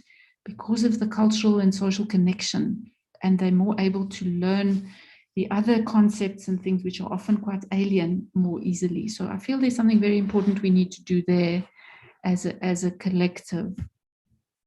I mentioned yesterday that one of the things that we're seeing also is that while there's a lot of very good regional practices on ESD in Southern Africa, somehow we need to bring it more strongly into our education systems, and that our education systems can see this work better and the value and the benefit of this work to the learners in our education system, universities, colleges, schools, communities, the works. So I also think that we need to understand how we do mainstreaming better, because if you can't have the conditions for, if you don't understand the conditions for mainstreaming, or if you don't understand the conditions for a new practice to emerge, there's no way you can develop it properly, and therefore you'll always have monitoring and evaluation that will show that you're not doing the work, when in fact there's something, in the middle there that's missing. So in the SST program, we're trying to look at this question of like, how do we establish mainstreaming of ESD in teacher education? Because if we can understand how that is best done, then we can better advance that practice, and therefore we'll get better monitoring and evaluation results. So there's something very important there about the process. So we're working with tools in the SST program. We're using the value creation framework as a tool which helps us all to reflect on what we're doing, and our teacher educators to look more carefully at their own practice and see what is actually emerging in their institutions. In terms of types of value, are we getting applied value? Are we getting transformative value, reframing value? What kind of value is coming from these ESD interventions that we are doing, our change projects? And then what does that mean overall for monitoring and evaluation? So we're developing now a framework that is based on those insights, So we're looking at the value creation via the ESD change projects and these institutional change projects. And we're trying to see what kinds of value is created, and particularly the transformative and applied value. We're very much interested in that, but also the potential value, because that's knowledge capital value. Applied value is practice change, and transformative value is when you get systems changing. So we're needing to look at those. Then we're looking at those in terms of how they respond to gaps in our policy and practice. So those environmental scans that have been done are very crucial there so that we can do that gap analysis. Then we're looking at that in terms of what's going on in our national systems. So like yesterday, Michelle mentioned, for example, that we have this component of situational knowledge in the national teacher education policy, but we don't really know who's doing that or how to do it better, and how that relates to content knowledge, for example, that the teacher education students need to implement. Then we need to link that, of course, to the SDG policies, such as the SDGs target 4, 4.7, and those indicators, and ultimately to our societies and, you know, the transformation of our societies. So these are the sort of levels, if I could call that.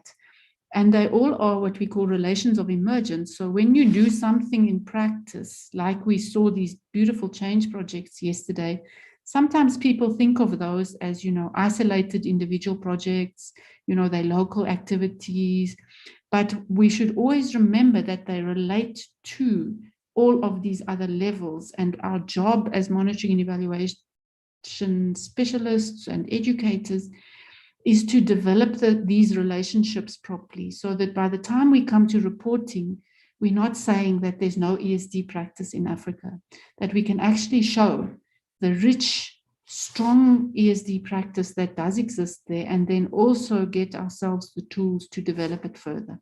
So that's kind of what I wanted to offer us. And eventually I thought,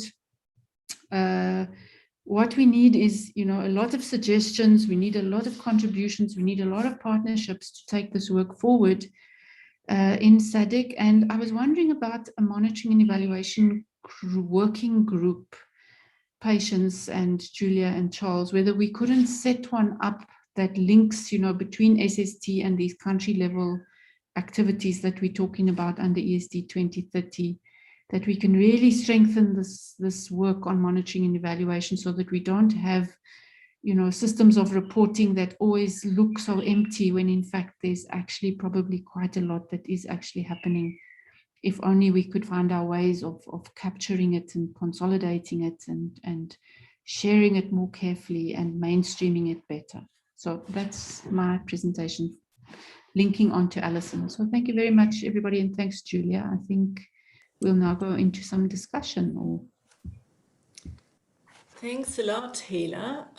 You're announcing a discussion. We don't have very much time, but I think we could afford another, let's say, 10 minutes for contributions to the two presentations, because as you said, it is extremely important, and many of the people here in the room can make contributions to monitoring 4.7 through the practical work they are doing, whether they are working in change projects or whether they are members of the government and involved in policy development. So I think that's a good idea. We could have another 10 minutes for discussions before we go into the closing sessions. Just two quick observations from both your presentations. I think climate change education I am a witness, since I've worked on ESD for so many years. It has not always been in the center of the ESD debate, but it clearly came into the center over the last 10 years or so. The fact that we have a good partner and a lot of sources for information, also for 4.7 monitoring with UNFCCC and their reporting processes. Hela had mentioned that yesterday as well. And I think I remember also that we did a couple of case studies in our region, definitely Mauritius and South Africa, on how climate change education is being integrated in in teaching, and not only teaching and learning and policies. So that's also a contribution, I'm sure, taking into account with the work of Hela and Alison. Yes, so not without further ado, I'm opening the floor for discussions. Please, colleagues, either raise your hand and we unmute your mic with the help of Priven, or put your comments in the chat. And if Priven, you could also help me to capture the comments in the question and answer or chat area, both questions to Hela or Alison, or contributions in terms of ideas on how we can support 4.7 monitoring in our region.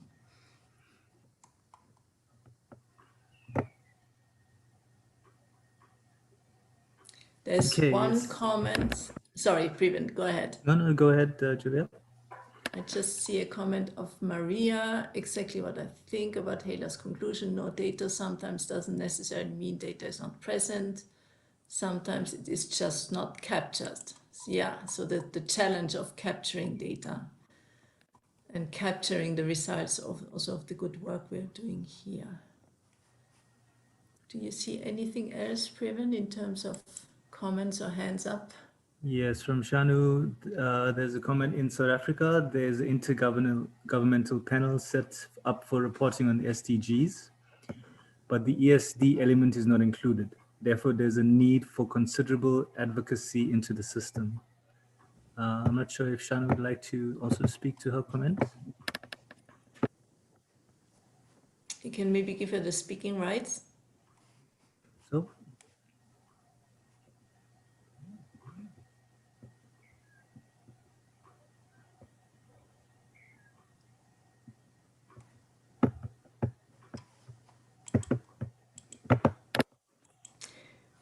Alison, is there any comment you have on Hela's, as I had promised, not yet solutions, but many good ideas on how processes in our region can contribute to 4.7 monitoring?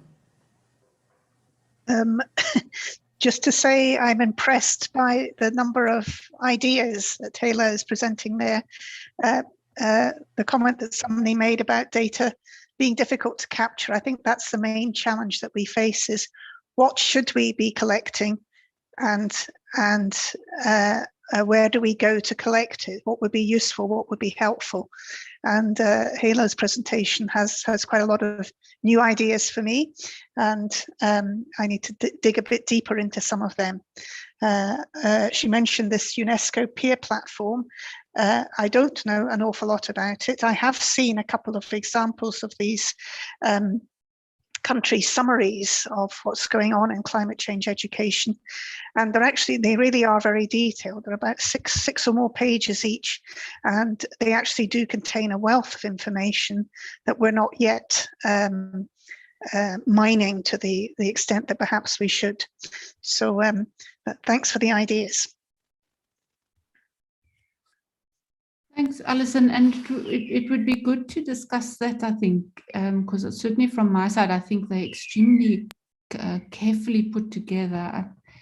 Ben's in the room there, but he's been doing a couple of these. I think, Ben, you've done Zimbabwe, and I'm not sure which other one we've done now. We've done, I can't remember, we've done Rwanda and Zimbabwe, Gambia. We're doing South Africa at the moment, and there's quite a protocol associated with putting these reports together. So it would be good maybe to look at those, Alison, also just for what we could also maybe just add in to get better ESD, so that we don't end up having to do them now for climate change education and then for ESD again.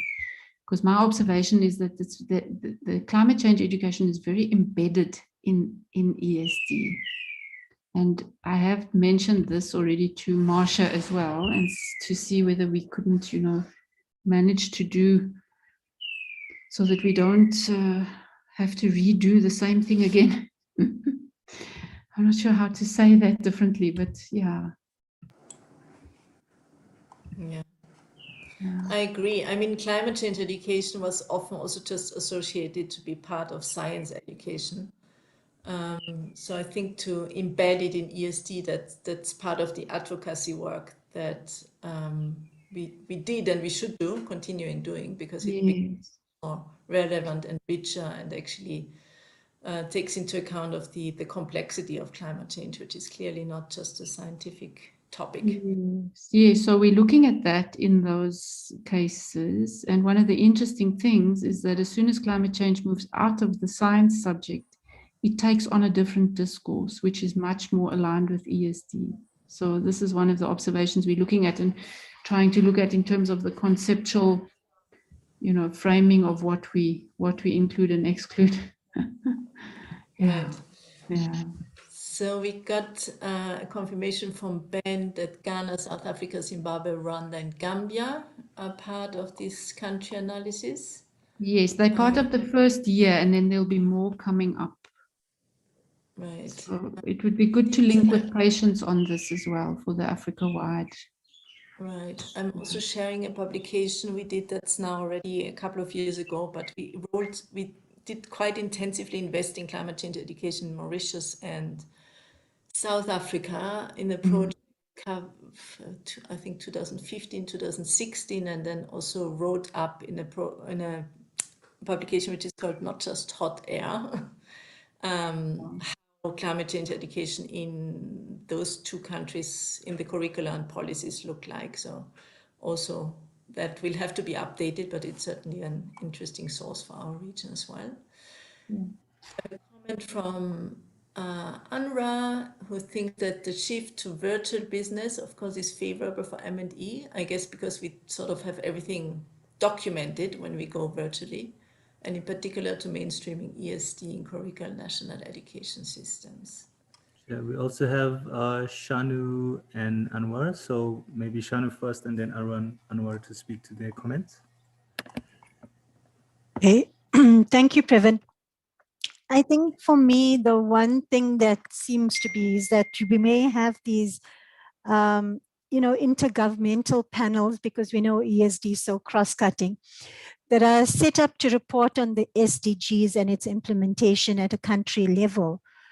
But the one thing that I've observed is that the education elements are not as strongly represented into those reports and those documents. And that is probably because I think, there's a lot more advocacy that is required in terms of those panels that are set up and who they actually involve into gathering the data that they are reporting on. So I think there's almost like a level of advocacy that's required at that level.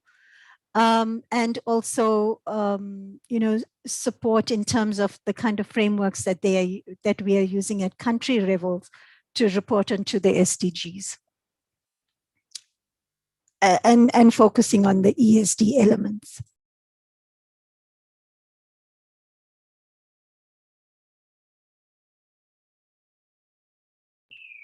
Thank you, Shanu. Hela, would you like to respond? I just wanted to say to Shanu that's absolutely essential. And the challenge we always have is this, the arrow points both ways. We point to the SDGs with education, and we point to the education monitoring with the SDGs. So yes. Anwar, Okay, would you? so, yeah, thank you. Let's have one last comment, and then we move into closing. Thanks. Thank you. I would just to address the issue of data. I think, Julia, you remember, you recall that in 2011 we conducted an evaluation of ESD in the formal education system, and the report is available. I don't know whether UNESCO has shared that with the other partners, and I think I can send it to you, Hela, that report. It was a report which was an assessment conducted on the formal primary education and lower secondary. I think that could help. It was, and that informed a curriculum reform in Mauritius, which started in 2014, just to share that with you. And I think I'm also reflecting on a last comment from my side is on, yeah, this issue of lack of data availability is a very serious matter, not only for in many contexts. So I think we need to give a serious thought to it. How can we best share data available from one country to the other somewhere? I don't know whether UNESCO regional office in Harare or UNESCO itself in Paris could facilitate that data sharing. We share practices, yes, but the data sharing is even more important because it's help in mounting programs and so on. That's all from me. Thank you very much. And I take this opportunity to inform all members that Mauritius is hosting the 39th ESA conference in June 22nd to 24th. I will put the website link on the chat box. So please, thank you very much. It was a pleasure to be with you. Thank you. Thank you very much, Anwar. Maybe Alison, a quick response on how data is being shared, comparative data among countries. A quick response to Anwar. I think he's making an excellent point. I think particularly in the area of ESD, we're not doing enough, quite frankly, and I take some of that responsibility. A lot of work has been going on trying to develop the indicators for monitoring all of the SDG targets and goals, so not just ESD and target 4.7. And I think probably more efforts have been put into trying to develop the indicators and maybe not enough about sharing. And the sharing that's going on at the moment is of data that what you might call internationally comparable data, and very little going on about sharing national data between countries. So I think it's something we need to reflect on more. So thank you for raising it again with us. Thank you. Okay. Thank you very much, Hela and Alison, for that interesting, informative session. Thanks, colleagues, for comments and good suggestions. And I'm now handing over to Caroline Medel-Ananuevo, who is the head of education here in our office in Southern Africa, UNESCO's regional office for Southern Africa, for some closing remarks. Thank you, Julia. And thank you to all the participants who have stayed for the past 2 days.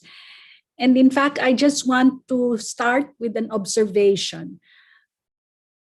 This policy dialogue is focused on sustainability starts with teachers. And the idea was to bring policymakers to reflect on sustainability starts with teachers, about the importance of building capacities for teachers, for teacher educators.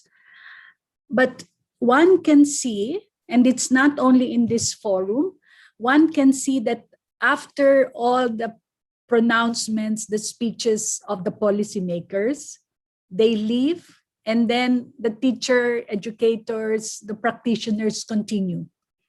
And I think that's a very important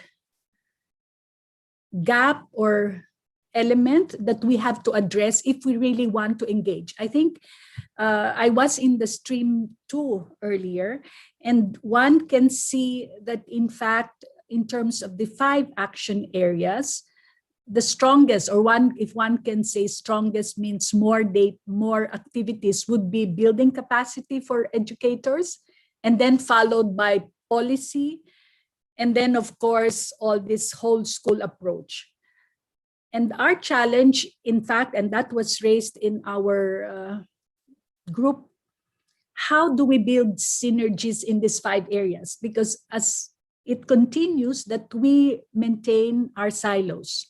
So we invite the policymakers to make the speeches, but then they are not present to listen to the rich discussion in the change agent projects, as well as in our discussion on what can be done, what has been done, and what can be done.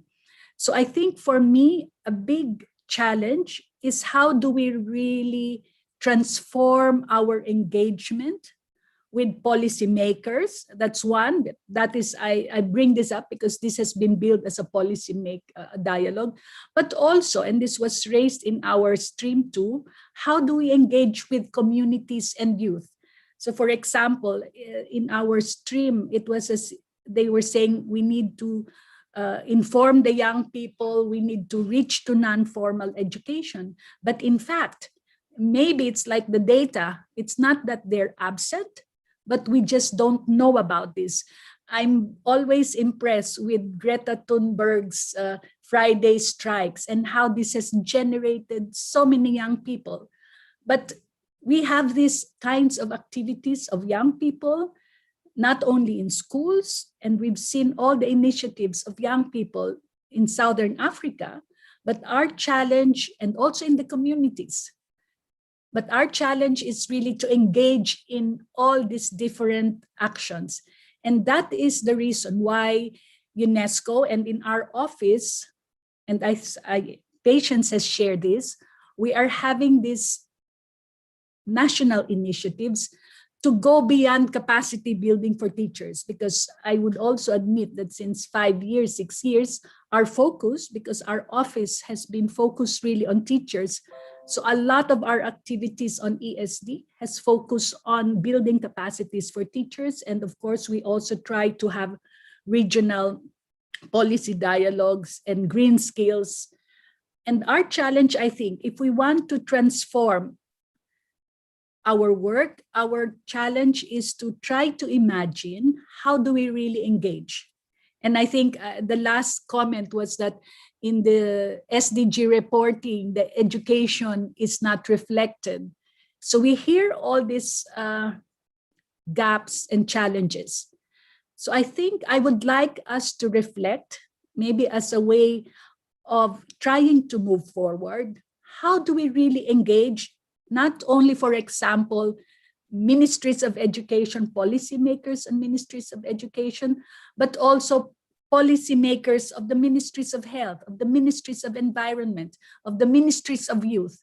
And that is, I think, the biggest challenge, which is very much related to the SDG agenda. It is said that the SDG goals are related, but still we go on silos. SST, the course that Rhodes University has been running, is trying to address this by making sure that the teacher educators are really able to come together and see the integration and the interrelatedness of the goals. But I think beyond building capacity of teachers, we really need to see how best to engage, because it starts with engagement. If we don't engage, if we don't try to really have conversations, not a presentation of speeches, but really dialogues with policymakers, and for them to listen to the wonderful work. When I was listening to the praxis, to the change agents presentations yesterday and this morning to the discussion in the Padlet, you really realize we are talking about not only the change agents 1-2 years ago, but we are building on more than 2 decades of environmental education, sustainability first starts with teachers, ESD work. But still, I always say that Southern Africa is very advanced vis-a-vis ESD environmental education, but we can still see that there is still more paths to go. And it's interesting that with Hela's presentation on monitoring and assessment and evaluation, it is clear that this is one area that we really maybe need to focus, aside from engaging, but focus on monitoring and evaluation, because indeed, there is so much, there's a plethora of activities that we have been doing.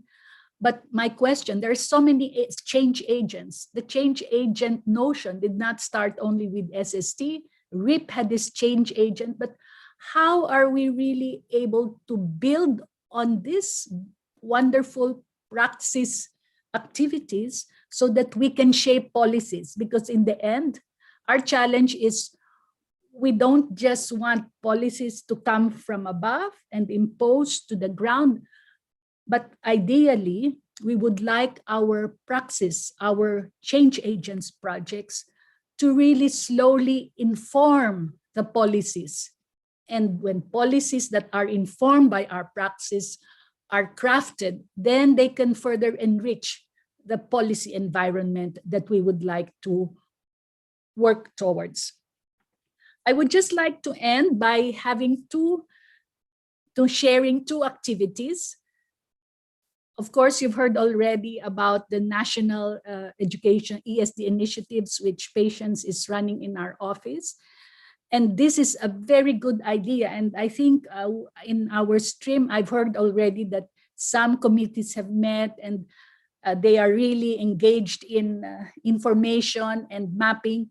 So I hope that all of you take active part in this national education ESD initiatives, which I hope will go beyond the capacity building for teachers.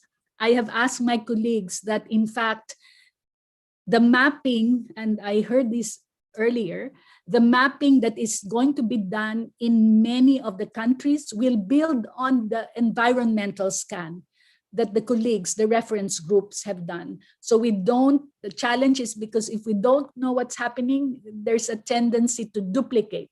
So I imagine that we would like all of the efforts to be complementing each other. And then second, I would like to also mention to you, and it has been mentioned so many times, the World ESD Conference is being held from next Monday, 17th to the 19th. There are expected 2,500 participants. And I don't want to promise that please attend, but because of the Zoom links and the limits of technology, this has been shared with government officials and the networks. So I imagine, like in our office, we don't have individual links, but we will be having a group viewing in our office. And I hope most of you are able to arrange that so that we really are going to be able to see at the global level how the discussions are going. Then, of course, there is a regional meeting that is following this global meeting. And I hope that Patience has also shared this information on May 26. And if not, we will also share this with Hela so this can be shared with the link. Finally, we have another meeting where we will be sharing, and this is where we want to make sure that research, the data, the good practices are being shared. Hela is leading this research challenge on ESD, which we did with Open Society Foundation, with SADC, as well as which was led and coordinated by JET. So this is going to be on May 20 from 10 o'clock in the morning to 12 o'clock, where Hela and her group will be sharing the key results of the research that we did amidst COVID-19, where we are trying to see how do we do research in the midst of the pandemic. And Hela and her team of students have looked at ESD and the integrated way that we need to look at ESD in terms of food, water. So I hope that you are all able to join this meeting. It's open, and I hope that we will be sending through the link that has been sent to you information. Glenda will make sure that participants here could attend. So I think we have a lot of things to chew. Such beautiful work that has been done and is already being done. But as we all participated in the second question, what needs to be done? Obviously, there is so much work that still needs to be done, even if we have been doing this. You have mostly been doing this for more than 2 decades. So I just want to again thank you for continuing to engage. And it's clear that we need to engage still more. And I would like to thank the colleagues who made this policy dialogue possible. from Rhodes University, from UNESCO, and for all the participants. Thank you very much.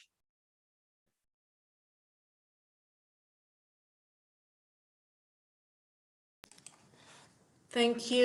Thank you, everybody. It was a real pleasure to spend the 2 mornings with you.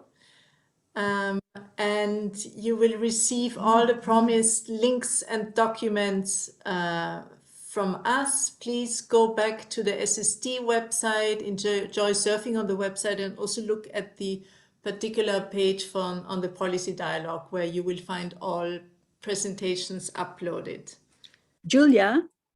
Yes. Julia, may I Yes. suggest that people open their video so that you can have a group photo? If that's possible, Is that technically. Previn? Would that be possible? Yes, but it'll only be a group photo of the panelists. Panelists. Oh God. Yes, Okay. not the attendees, I knew it. unfortunately. I knew it. We don't Is have that fine? video rights for everybody. Unfortunately, it's a webinar, so attendees. Yeah, of not course. on Yeah, Okay. no problem. Okay, we can all say bye. Bye. Thank you. Bye-bye. Thank you so much. It's been such a lovely session with all of you. Bye-bye. Bye. Bye, Hila. Thank you, Hela, and the great team in Rhodes. Thank you, Alison. Bye, for being everybody. Thank you to Maleche and Previn for all the tech support behind the scenes. It's a big work. Thank you, Ayla, and your Thank team. you. Thank you, colleagues. Thanks, youngsters. Bye-bye, Julia. Thanks, Charles. Thanks, everybody. Bye, Anwar. Bye.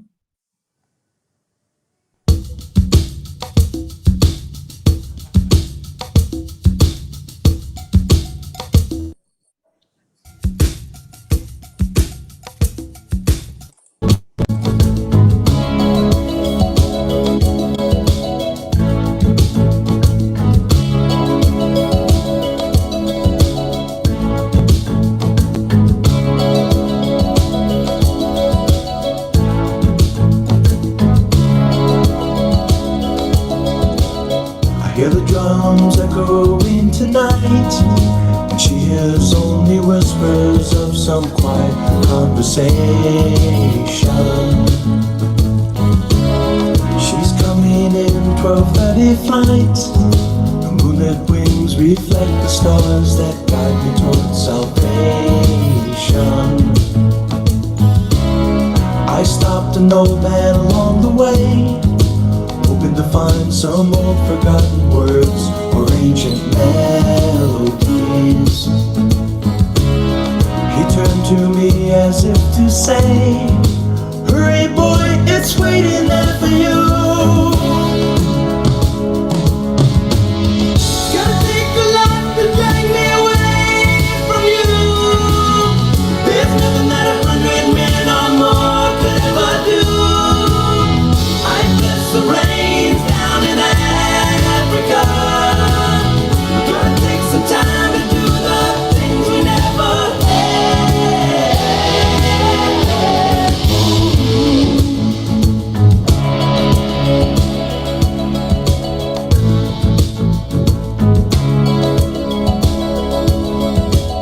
The wild dogs cry out in the night as they grow restless, longing for some solitary company. I know that I must do what's right, sure as Kilimanjaro rises.